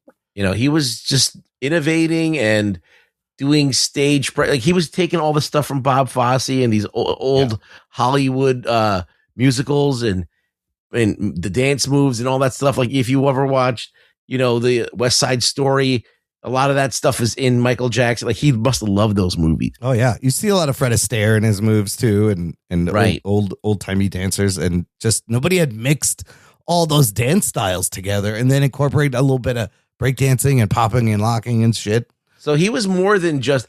See, I think that there's people like let's take Taylor Swift for example. Like if you do a comparison, she's less weird. She's less weird, but the talent is 1% of what Michael has. Like, but her music is very blasé. There's nothing really innovative about it. Not even her stage show that she spends so much money to do. Yeah, it's just glitzy. It's just glitzy. But I don't think there's just as much precision and showmanship as Michael is able to do. Like people copy Michael Jackson's moves to this day. Like, I mean, Justin Timberlake was doing Michael Jackson moves, and fucking Usher and everybody does Michael Jackson moves. Chris Brown even. So a couple of other weird things. Diana Ross was a big influence and friend. That's right. To Michael Jackson. They cast Diana Ross and film scenes with her, and then we already mentioned Janet. Now, turns out both of them requested to not be involved in the movie. I think Janet could make her own fucking movie about her life. But it was weird. He had 3 sisters. There was Rebby, and he had another brother that wasn't in there. So they left out 3 fucking Jackson kids. There was like 9 of them total. Wow. But LaToya is there. So what do they all do, the Jacksons? They're doing stuff. I don't know. Well, you're the expert. I don't know what who cares what the others are doing? Again, what's Tito doing? This movie didn't care. Like you could have given me one conversation with his brothers to like kind of establish some kind of relationship, but they wouldn't play Twister with him, and he played Twister with the chimp. So none of the other characters get any kind of development at all. But the movie's called Michael. What are you gonna do? He adopted Bubbles later. Not where they show it in 1981. It was after Thriller in the mid 80s. So they moved that up a little. So how Suzanne DePass discovers them at that show and then talks to Berry Gordy is entirely wrong. The song they were singing was not recorded that year. That's not where it happened. They did play the Chicago Regal Theater. Bobby Taylor, who was part of this band, saw them. He goes and talks to Suzanne. Then they meet her and they sing a cappella for her, and then she takes him to Berry Gordy. Joe was not fired by fax, he almost becomes a joke in this movie. That was kind of one of the funniest scenes when the fax comes in firing him, and he's just like, he's like, what the fuck? What is this? That didn't really happen. So I don't know. I feel like these inaccuracies are but for the pacing and what they're trying to put together, I guess it makes sense, but fuck, this is shit you can easily check that is inaccurate. But the fans didn't care. Nobody cared. It's a thing. Yeah, at the end of the day, it's a very entertaining movie. Yeah. It has the ultimate cheat code, and I give Jafar a lot of credit for God. He's unbelievable. The way he performs in this movie. I honestly don't know. Like, acting is hard. Yeah. I don't know that there's that many people that could have done that. How could people? I don't even know that many people that can move like that. So this is what I was going to say. Anton Fuqua gives him a special moment. So Straight Outta Compton, you have Ice Cube's son, O'Shea Jackson Jr., on the stage singing "Fuck the Police" as the police are coming to arrest him, and he takes off. And for him to be like, holy shit, my dad actually went through this and I get to relive it and sing the song. What a blast. Same thing here. You could feel Jafar was having a good time. And just the fact that, like, holy shit, this was my uncle. And this was huge. And everybody knows this moment. And I get to do it again. That's a huge responsibility. And he impressed me so much that he fucking nails it. Nobody, I don't really think anybody else could have done it. Like you said, he's got the body type, the face, the voice. I think it's funny that Michael Jackson's actual children, quote unquote, actual children, none of them can dance. Listen, I doubt there's any Michael Jackson DNA. None of them can kids. fucking dance worth their shit. Those kids are straight up white people. There's no way there's any. I don't know what the fuck happened there. Michael Jackson's DNA is not in there. I don't know because it doesn't look like any of it. They didn't get any talent. Doesn't look like any Paris of it. Jackson's walking around saying she's black. Oh, is she? So I have a couple of things about her. Paris on social media said, quote, the movie panders to a very specific section of my dad's fandom that still lives in the fantasy. After she read an early draft of the script, opting to wipe her hands clean of the project altogether. Prince Jackson is an executive producer on the movie. So Prince doesn't get along with her dad or didn't like him? Paris did not like the script and what they were doing. But Prince did, and he has produced it. Same thing with Janet. The reason she asked not to be in it, she saw a screening earlier, and she criticized everything, quote, from the performances to the makeup. It says her outburst led to a confrontation with Jermaine. Janet is one of the only family members backing Paris's ongoing lawsuit against the estate. Oh, shit. So Janet and Paris have a lawsuit against them. Interesting. Now, we decent looking chick. Is she? Does she look like Michael Jackson at all? No, not really. Yeah. So that I find is. I don't know who her mom is. Debbie Rowe. Yeah, her mom was like this. She was like a nanny or a nurse or someone who worked at Neverland or something. Remember when Michael Jackson was on the MTV Awards and he kissed Elvis Presley's daughter, Lisa Marie Presley? Yes, and it was so awkward. He was married to her. Yeah, he was married for like a year. He also brought Brooke Shields to the fucking Oscars or the Grammys one year. And they had a kind of an interesting fling. Here's something that's crazy. Money-wise, like Jackson, their estate has worked hard to kind of build back this reputation after all the shit that went down when he died. So Michael Jackson died 2009. He was 50. His estate was in debt $500 million when he died. Now, 17 years later, it's worth $2 billion because they have a stage show. There's a Cirque du Soleil show. And the music is, the movie made me want to listen to, and I did. I played Michael Jackson songs on the way home from the movie. So the streams are going to go up. I did too. So, I played Michael Jackson songs on the way home from the movie. And whoever wrote this article, they make a good point is that the movie isn't so much a biopic as it is just a brand extension from what this estate is trying to do with Michael's. What the way Ruggs said it is completely right. It's a tribute. It's a tribute. Celebration. It's a tribute. So it's just going to have the good stuff. I mean, at the end of the day, right, history is told by those who, what is that quote? They conquered it or whatever. The winners, essentially. And the people that have enough money to make this movie and have the power to make the movie are the Jackson family. Yeah. So they're going to tell the story the way they want it. And I mean, Is it an objectively true story? Probably not, right? Yeah. But it's entertaining. Now, if Corey Feldman and Macaulay Culkin made this movie, would it be any different? Oh my God, it might be a little bit different. Does Frank Grillo have a role here? Yeah. I got. You got to. What if he's Joe Jackson? Oh my God! I love it. Is he doing like a Robert Downey Jr.? Yeah, he has to wear What an do you afro. mean, you people? But he plays Mike Myers' role. That's what I would have. I would go if we're going actually trying to fit him into the movie. Yeah, I would do the bodyguard that Michael's with. Oh, Bill. You know what? That Bill looked just like Bill, and I thought that was Macklemore. Who was that? It looked like Macklemore. I thought that was an interesting thing to show because you didn't really. I did not know a lot about this relationship with Bill, who it was his longtime bodyguard, and they, obviously spent a lot of time talked. So I would do Bill or maybe Miles Teller, the fucking lawyer. Character, yeah. John. Any white guy in this he could do. Well, any white guy, yes. Any of the white guys in this movie. Like, he could have been the Mike Myers character. But I wanted him to be his dad. But Joe Jackson would be hilarious. Frank Grillo as Joe Jackson. Man, Nia Long even looked just like Catherine. She didn't have a lot to do either. She didn't really do much. Joe was she ate a lot of ice cream.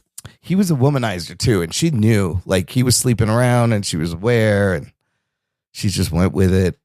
It's just because some of it irritates me how much they leave out. There are so many interesting things that you could do in this movie. What's your opinion of Michael Jackson, Imran? Like, what do you think? I mean, like, we've talked about a lot of the shit. We've seen the movie. It celebrates his ass. Yeah. Like, it does give you the greatest hits and make him look like a real hero. Yeah. He was like this tortured guy. But where do you stand on him? Like, where at the end of the day?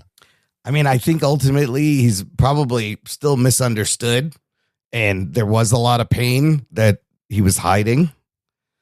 Is it possible that because, everybody always does the old, he didn't have a childhood, right? And he kind of did it. And on one hand, Joe's abuse made him this perfectionist, the whoopings, unfortunately, instilled this sense of thing, right? But because if he didn't have a childhood, is it possible that he was just more comfortable around children? I also understand Marilyn Monroe had a similar thing. She was so famous, she couldn't talk to people, but she felt comfortable around children and would often talk to children.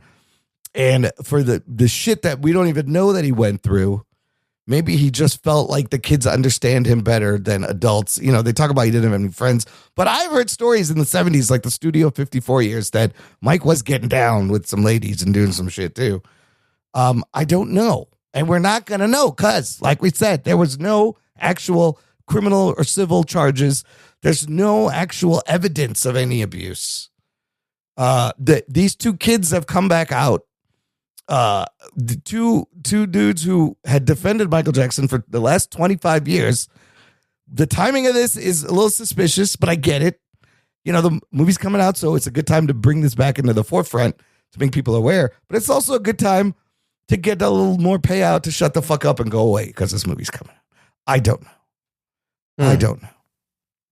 It's possible, but he was fucked up, man. I don't think anybody's really going to know what he was like. Who do you know that? I mean, Britney Spears is the only one that comes close to being as fucked up as Michael Jackson. Like, she's a nut. Everybody knows it. Yeah. Well, I mean, a lot of of this recent era. Yeah. Because I was going to say all the kids from that era, from like his Kanye? era. Well, Kanye's Kanye's kind of a nut. Yeah, is he's Kanye Michael Jackson level? A little bit in his own way. Yeah. But I was going to say all the young actors and actresses from his time all ended up being fucking weird. I mean, most of them, yes. The kid that played Terminator 2, John Connor, that kid. For a long somehow Macaulay came out Stand okay. By Me. I think those kids ended up weird. Like, a lot of weird shit happens. Yeah, it's Hollywood, man. That's true. Imran. I think Imran's doing a lot of copium right now. I mean, nobody knows. I don't know. You can read at the very least. It's just evidence. very odd. He was at the very least. You would just say, I would say the things he was doing, not normal. Like, who's more weird, Prince or Michael Jackson? I don't know enough about Prince. I think Michael's a little weirder, but is that level of musical genius and God-given gift? I mean, Prince would play basketball in heels. Yeah. I mean, that's pretty. That's just flexing. Awesome. That's just flexing. I don't know. I mean, hanging out with 10-year-olds or playing basketball in heels. I don't know. What's weirder? I think. I mean, there's I'd rather hang out with there's Prince a right answer to that, and we all know what that is. I'm hanging out with Prince. Yeah. I think I'm hanging out with Prince over a guy that's hanging out with giraffes. I'll take him to the hole. Yeah. You can play with all his animals. Listen, Michael Jackson's a strange guy. Yeah. He's a very fucking strange guy. Any sort of excuse that Imran's coming up for him, there's no excuse if he did any of those things. Yeah. Okay. Yeah. But you can't deny that the man, I mean, was probably the most popular man in the world for absolutely at least 6 years, 7 years, 10 years, longer. Who's more popular than Michael Jackson in his peak in that time frame? You got Michael, you got Arnold, no one. You got Michael Jordan, you got Hulk Hogan, you got Prince. Yeah. He's probably Eddie Murphy. Michael Jackson's probably the most popular guy, right? Stallone. Dude, To this day, you could take a picture of Michael Jackson anywhere in the world, and wherever you are, they could be like, that's Michael Jackson. Any of those names I mentioned, are they as popular as Michael Jackson at that time? At that time? No, Michael Jackson's the king. Yeah. More popular than Arnold? Yeah. Yeah. Then I would say- Sly? I would say, yeah, but not by huge degrees, but I would say yes, definitively yes. Oh, yeah, that's what I'm getting. He was literally the most popular man in the world. Yeah. And That's not crazy. like, even though I don't take credit away from people that get popular now, it's not like now where you can get popular doing nothing. Yeah. He was popular doing something. That's when, when the barrier to entry, you had to be great. Yes. Yeah. And he Like- was a black guy doing it in that pocket. Yes. Right? Yeah. So he had that again. I will never get another Michael Jackson. Like we talked about it, but I miss living in a monoculture the way it was in the fucking 80s and 90s where everybody heard the song at the same time. Everybody watched the movies at the same time, watched the TV. You can't get another celebrity that status like Michael anymore these days, the way everything is. Yeah. Just like you had Motown, the way the records were produced and distributed, all of that is gone. Yeah. Which is kind of Well, we're fucking gonna have nuts. all AI celebrities soon. Oh, how about that's why this movie, like, Yeah. as long as you don't fuck up the performances, You're right. it's a cheat code. Yeah. The movie skips all the way to the back of the book. Like you don't even need to read the book. You can just do Yeah. the cliff notes and it's fine. What's the next movie that we making? Prince movie? A I would love Madonna a movie? Prince They're movie. making a Michael too, so They're making Michael too. what do you call this one? Just Jackson? Or Michael too. I would call it Jackson. That's what I would call it. I think this movie, it's worth it to see Jafar do this. Like you need to I see agree. this. I mean, it's the only thing that's really good in the movie is the yeah, performance. and the music, but the music is music. not from Yeah. the movie. The music is Yeah. from Michael. yeah. Yeah. I don't. I mean, yeah. like when Timothy Chalamet was like all into up his own butt about doing Bob Dylan, like he taught himself to play the guitar. Mhm. He learned how to sing in his voice. This is way harder, I think. But Bob Dylan, like, is just a dude with a guitar. This is so much harder because you have to, like, to do that Michael Jackson's dance. Yeah. It's very hard. This with the The and you same don't. way. I mean, look, they do it on Broadway all the time. Yeah. But it's still like you have that Broadway thing. You're far away most of the time. You can't really see the detail up close. Yeah. You know, like they got the camera on him and every move that he makes, and you see it all. When he gets on the toes, I'm like, oh my god, he's I up. love the toes. Wasn't there a little line where he's like, I was supposed to stay on my toes longer. Yeah. But to do, like you said, Ruggs, to nail the dancing of something that everybody knows so well that you could just look up on YouTube and to nail it exactly, this is what they need to do. And they did it. Like, this is the achievement. Well, and there's of this also movie. something, you mentioned this earlier, Ron, but there's just something special about the fact that it's his nephew doing it. That too, yes. Like, I think you're immediately drawn to the fact that, like, oh, it's family. Like, it's not a guy doing a bit. It's a guy tributing his uncle. Channeling his uncle, using the God-given DNA. It's in him. I mean, that's not his voice. He's No, doing an impression. Yeah. the voice. I mean, yeah, that voice, like, unbelievable that he does the voice. Yeah. No, I tried talking like that after the movie for about 20 seconds. And I'm It like, I hurts. can't do it. Bubbles, you want to play Twister? Nobody will play Twister with me. I got a surprise for you. I got a surprise. went to the toy store. Would you like all right. Any other bits that you liked? We can final thoughts. Give us a rating. I felt like Miles Teller being in the movie was kind of a waste. He really doesn't do anything in the movie. So John Branca, the lawyer, he made himself look a lot better. That's also a little inaccurate because he hired Branca a lot earlier, not at that moment. You're my man. And he's like, your first job is to fire Joe.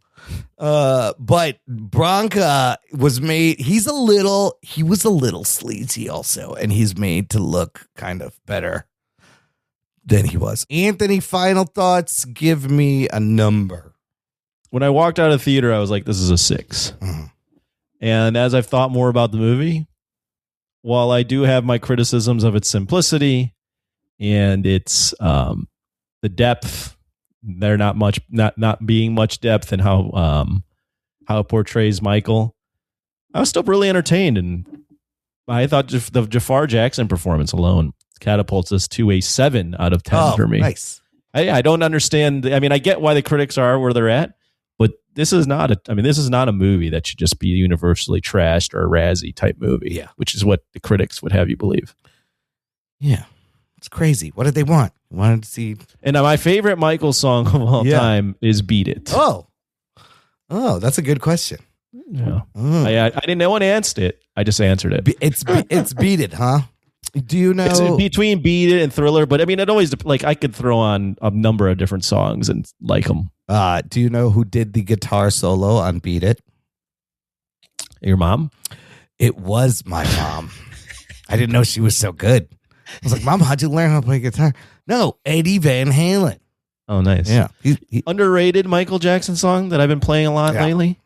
Scream with Janet Jackson. Oh, Scream is very good. And we're never going to get to see that in the movie because she don't want to be part of the fucking movie. Maybe she just shows up. Maybe they pay her enough where she just like magically appears in the second one. Or she makes her movie and you do like a cinematic universe, a Jackson crossover, and you have them in there. Then you do like all the weird like softcore movies LaToya did. Oh, God. LaToya was a mess. Oh my God. She was a mess. Ruggs, what are you going to give this number? And what's your favorite Michael Jackson song? What do you give this movie? Well, I'm conflicted because like I do have this kind of weird thing about him being such a weirdo and not knowing for sure what he was up to. And so that makes me a little trepidatious to recommend this movie. But on its own, on the movie, it stands on its own. It really has enough entertainment value, decent performances, good directing, all of that stuff to keep you entertained, and Jafar killed it. So I'm going to give it a 6.5 or even a 6.75. Oh, bordering on the first time I have to now cross that, like yet another deviation, permutation, 6.75. It's not quite, I wouldn't recommend it to everyone, but if you like Michael Jackson, I think it's a must see. And my favorite Michael Jackson song is "Man in the Mirror." That's a great one. I was good song. Yeah. And I also love "The Way You Make Me Feel." That's a great song. And That's a great song. That's a good one. You knock me off of my feet now, man. Oh God, Achoo! Bless you. Sick? Yeah, You all right? I love Michael could just sneeze and it's a lyric on the fucking record. And you just keep it in. Achoo! Remember the Time's another good. Remember Michael the Jackson. Time is fantastic. That's a hard question for me because if you're talking, what is your favorite Jackson Michael 5 song? songs like "Who's Loving You" and "I Want You Back," and you got all those, and those are great. Oh, I love all the Jackson 5 stuff. And then they covered a lot of like classic rock and soul songs. "Never Can Say Goodbye" is a great Jackson 5 song. First, my score. I'm on the same page with you guys. Look, Jafar and the little kid, all the music and the performance, that's a 10 out of 10. But the movie is thin. It omits a lot of things. It has a lot of inaccuracies. They did what they did. So all that averaged out, I'm going to give it like a 7.5, I think is appropriate score. And I mean, Thriller, Smooth Criminal is also one of my favorite songs. Oh yeah, Smooth Criminal is a great one. Thriller, but the Bad album is great. I mean, Thriller and Bad are almost no skip records. You know, the kids like call the no skip records. Every song's fucking good. But I also love the Dangerous album. I love all his songs because they start out, if you notice, there's a dynamics that he does so well. They will start out quiet and light and whispery and soft. And by the end of it, he's fucking screaming and sneezing and fucking having sounds coming out of his mouth. And it always builds to this fantastic fucking crescendo. And there's just some perfect fucking pop songs. Dirty Diana. Yeah, They Don't Care About Us. They Don't Care About Us is great. You Rock My World, even some of the newer stuff. Will You Be There? Keep It in the Closet. Keep It in the Closet. Remember Free Willy had Will You Be There? Yeah. It's part of the thing, fucking Free Willy. PYT is even good. The song, that's the other story I wish they had. He did 2 songs with Paul McCartney. He was friends with Paul McCartney. And the story goes, Michael asked Paul for some advice investing in music, how to make money. And Paul goes, It's all in the publishing rights. Mike, you got to buy publishing rights for music. That way you always get paid. What does Michael do? Immediately turns around, buys the entire Beatles catalog. Oh, shit. Right out from under him. And Paul was like, whoa. Paul was like, I didn't mean Should my not ex- songs. Yeah. And that kind of soured their relationship for a bit. But he knew a lot of people. That shit was left out. Maybe with these Beatles, Rock with you. Rock With You is great. Maybe with these Beatles biopics, they could do a crossover with Paul and Michael and do a movie. I think all the I mean, at the end of the answer here is they should have had at the end of each of these biopics, they will return, and then they had everyone in the movie, just do their do the AIDS concert all over. Oh yeah, again. We Are the World. There's that's the other thing. I was like, that would have been a great scene, but then you have to cast everyone from the 80s to be in that scene for like a minute. That would You just AI it. you could. That would have been crazy. That would have been insane to do. AI. Well, you God. could just AI Jafar into Michael Jackson. Oh, and you leave take that everybody- scene and put him in. Oh, they could have done that. It's like a reverse Forrest Gump. They could have Forrest Gumped it Yeah. and put him in there because he wrote that song. He was a big part of that. So many things. There's so many little stories you could like. Every album could be a fucking movie. The shit that every album was an event when it was coming out and when it came out, and the music videos were events. And like you could make a movie on the making of every fucking album. Because those are the parts of the movie I like where you see him. I also like whenever Michael Jackson came out with an album that Weird Al Yankovic would do with it. Yes. There is an album. Right away, you're like, what's Weird Al's gonna be? Bad, you got even worse. How about the whole cute thing where he couldn't like stand still while he's recording? And Oh, that was cute. that was so cute. He's trying to he's wiggling, and then Barry Gordy's like, you can't move your feet, Michael. And he's trying to not move, but he can't help it. It's in him. I like when Barry Gordy gives Joe like the brush off. Yeah, when he's showing him the board and shit. And he's like, Michael can ask any questions he wants. I like when Joe's like, I told you what to think. I don't know what you're talking about. Fucking Joe. He looked just like Joe. All right. Good stuff. Let's finish up, fellas, with some what are we watching? Where's everybody at? The boys, where are we at? I watched I'm everything. watching it. Oh, you caught up to season 5? I mean, I episode believe 5. so. Episode 5. I did not like this episode, the last one. This was a weird episode. What was this one end? How did it end? This is the one where they're hunting the V1 in that hospital, and then that dude Quinn is down there, and he's making everybody Oh yeah, that was a weird episode. fight each other, and then The only thing I liked about it is I just love. I mean, I did like it a little bit, but I just love how like crass Soldier Boy is. yeah, he's The way he talks he about has women and shit. He has the best lines. How about when they unfroze him? The first thing he goes, "Did you fuck me?" That's the first thing he says. He's like, "Is this some kind of incest thing?" He has the fucking greatest lines on this show. He's so He's crass. so out of his time. It's great. Yeah, so they had to fight each other, and then I guess because he's getting a spin-off prequel, so I bet that dude Quinn, who was all up on the wall with the spores, is probably in the show. And then I thought it was great how Frenchie did so much drugs, it doesn't affect him. His one weakness now becomes a positive, and he actually saves everyone. It was all right. It was an okay all right. episode. Not the best episode. I would, Yeah. step backwards. but What about the Daredevils? I watched. Episode 6. What happened in this one? Oh, yeah. We finally get Jessica Jones. Geek boner. That was We pretty. got Jessica Jones. That was pretty great. What's I his name? didn't watch this one. Oh, you Oh, son of a okay. bitch. It was good. I like this episode. That's all right. too. It's fine. Yeah. There's a good. What's his name? Bullseyes with Karen. Oh, yes. I thought it was a good episode. Yeah. You know what's funny is like Invincible and this, you have Mark dealing with actually having to kill bad guys now.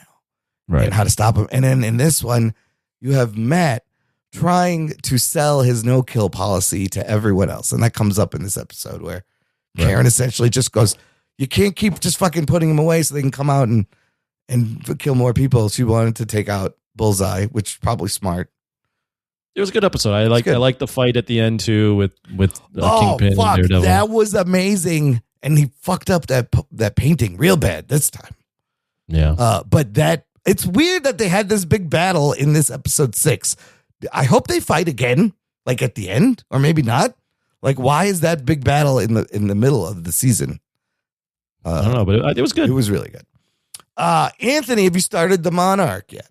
I have. Okay. I've watched 4 episodes. Okay. And I'm not fully, obviously I'm not caught up. Yeah. I'm only 4 episodes in. I know we have to review it next week. That's right. So I'll watch the whole thing. 4 episodes in, I will say the show is a show that I turn on and kind of do other things because I'm not that interested in the human characters. Yeah. And I don't know. I mean, it's okay, but it's not, to me, it's not that riveting. I like the monsters a little bit. Yeah.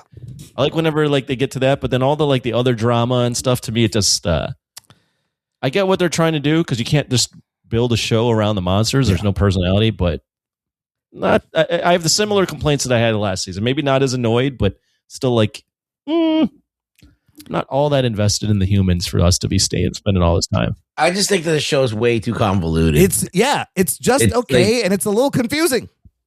Yeah, it's like they introduced this Axis Mundi with the time travel and all that other stuff, and he's doing all kinds of strange shit. I don't want to ruin too many things, but stuff that's just, it doesn't need to get that complicated. It's just monsters, dude. That's it. Well, the monsters and they're fucking. We have 1 episode left. The penultimate aired, and it's setting up a big battle. What they probably should have done, I mean, I have to watch these next 6. Yeah.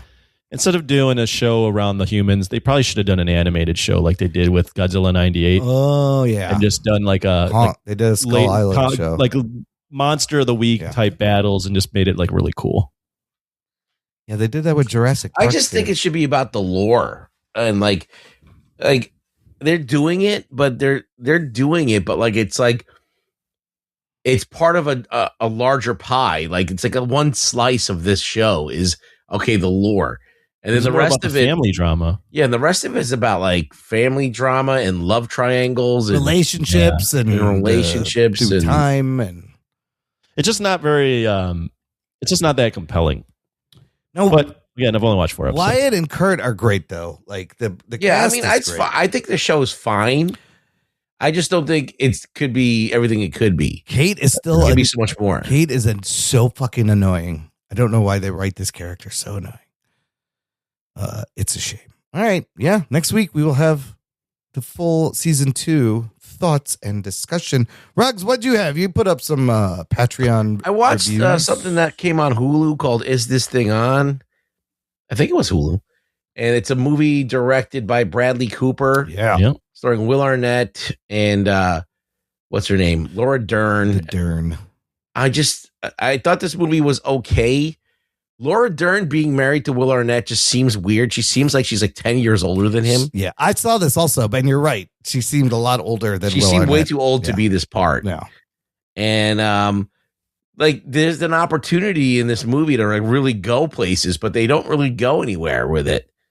And I love the setup. I mean, the setup is a guy and his wife are going through hard times. He moves out into the city, and he, through some twist of fate, ends up at an open mic doing comedy, and he finds something that kind of wakes him up. But he just, on a whim, goes in. He's never done this before. He has no material. He just goes up and then starts talking about his marriage.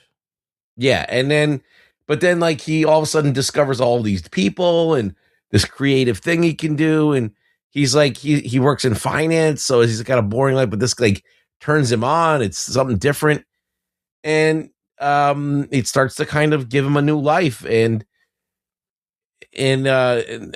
they don't really go anywhere with it. He just kind of like spoilers, but it's just about him and his wife like rekindling their relationship in the advent of this. Yeah, I thought it was okay. I thought there'd be more stuff about like being a stand-up comic and what it takes, but that's not what the movie's about.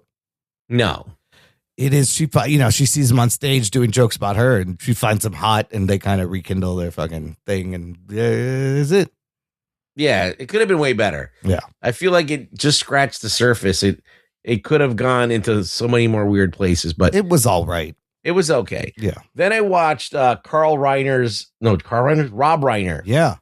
The Sure Thing, one of his first and only romantic comedy that I think he's done besides with teenage comedy anyway. From 1985. Yeah. Why this movie?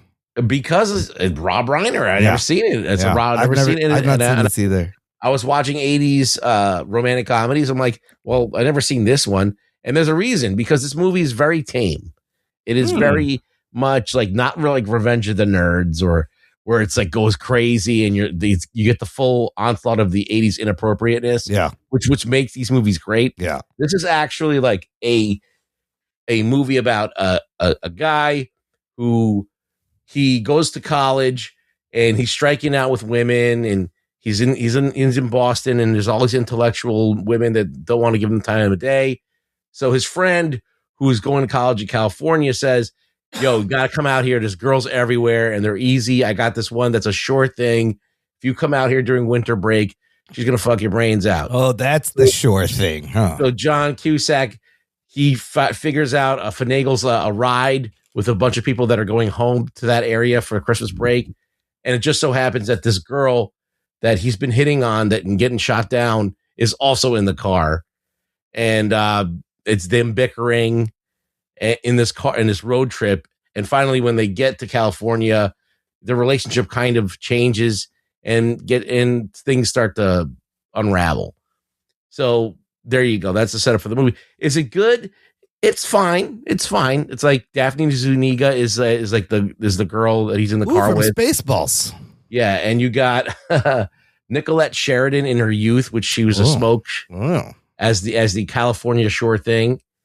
And and it this is the second movie he directed. Yeah.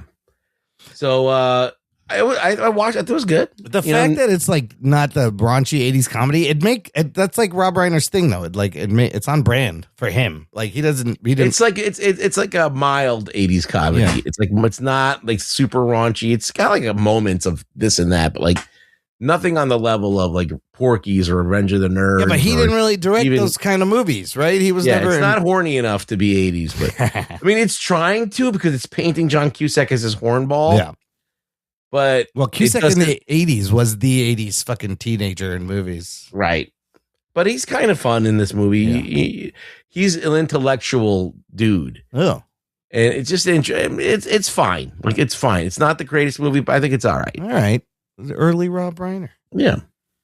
I checked out that Apex. I watched that too. Oh, you did? This is a new Netflix thriller.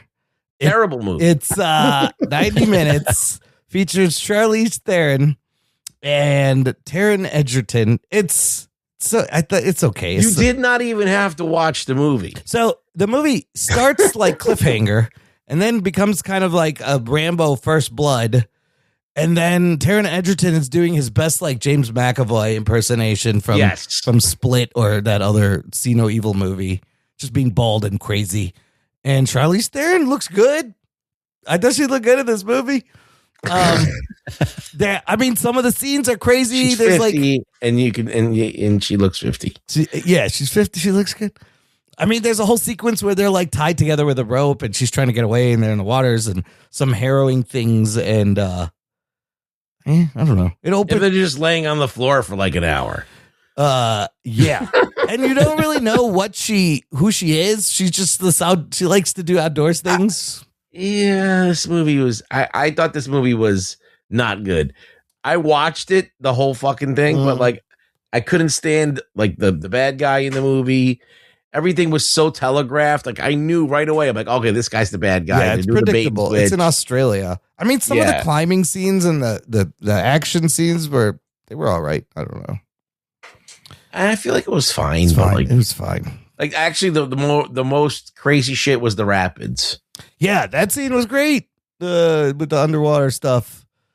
But yeah, there's like remember the beginning cliffhanger? How the lady fucking dies. There's like a similar incident that starts this movie, and then of course that works its way back into the finale, so she can save herself. Like it's all very telegraphed. But for like a 90-minute Netflix actioner with Charlize Theron, I was like, throw it on. Whatever. It was like, if I was going to give it a score, it'd probably be like a 6. Yeah, it's like a 5 or 6. Absolutely. Yeah. Absolutely. And then I did start to check out the Stranger Things Tales from 85 I almost watched that. animated series. It's 10 half-hour episodes on Netflix. Takes place between season 2 and 3, and they got all the cast to do the voice. Now, the show is aimed at a younger audience even than Stranger Things is. It's like made for kids. The monster stuff, the story is decent. Here's the problem. They got all the cast to do the voice, right? Because it's the same characters. But acting and voice acting for a cartoon are two kind of different disciplines.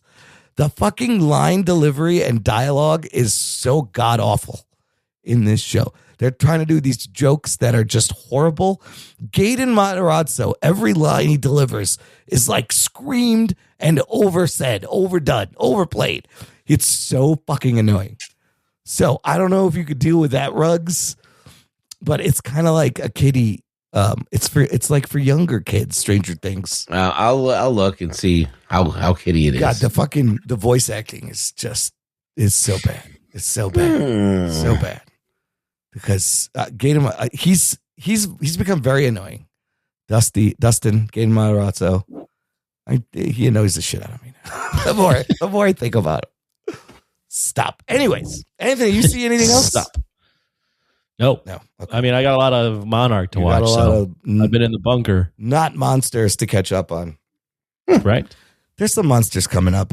Next week, listener, we will have full Monarch Legacy of Monsters Season 2 review and The Devil Wears Prada 2. Geek Let's boner. go. Yeah, the team's back together. I can't wait to see Nigel and Miranda and Andy and Emily and all the new people.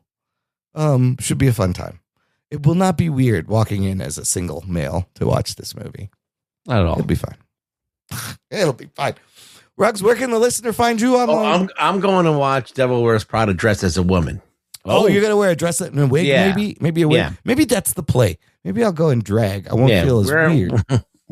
Go borrow some of your mom's clothes. I'll be like, Ma, you got any Gucci? You got any Chanel I can borrow? Don't ask why. Don't worry. It's fine. You can find me on X, a Rug Boy Show. And you can find me in a movie theater wearing a tight little red number. Ooh, is that Gautier? Who made that? Mm-hmm. Who are you wearing? Anthony, you can find you in front of your TV. And the Alamo. No, usually I'm out. Yeah, Alamo. I'll be at the Alamo. I think the like it's a costume party. That I'm seeing this Devil Wears Prada for the second one. Yeah. Ooh, I can't wait to find out how that goes. That's gonna be great. In the meantime, listener, check out our website, jockandnerd.com, for all the ways to get in touch to support the show. Share the show. It is the best, easiest, most important thing you could do to help us out. Thank you for listening to the Jock and Nerd Podcast. My name is Imran. My name's Anthony. He's the Jock. He's a We'll nerd. beep you next time. I really don't give a shit. My balls was hot. Thing I offered you a chance to be a cop, and you blew it. Jock and Nerd.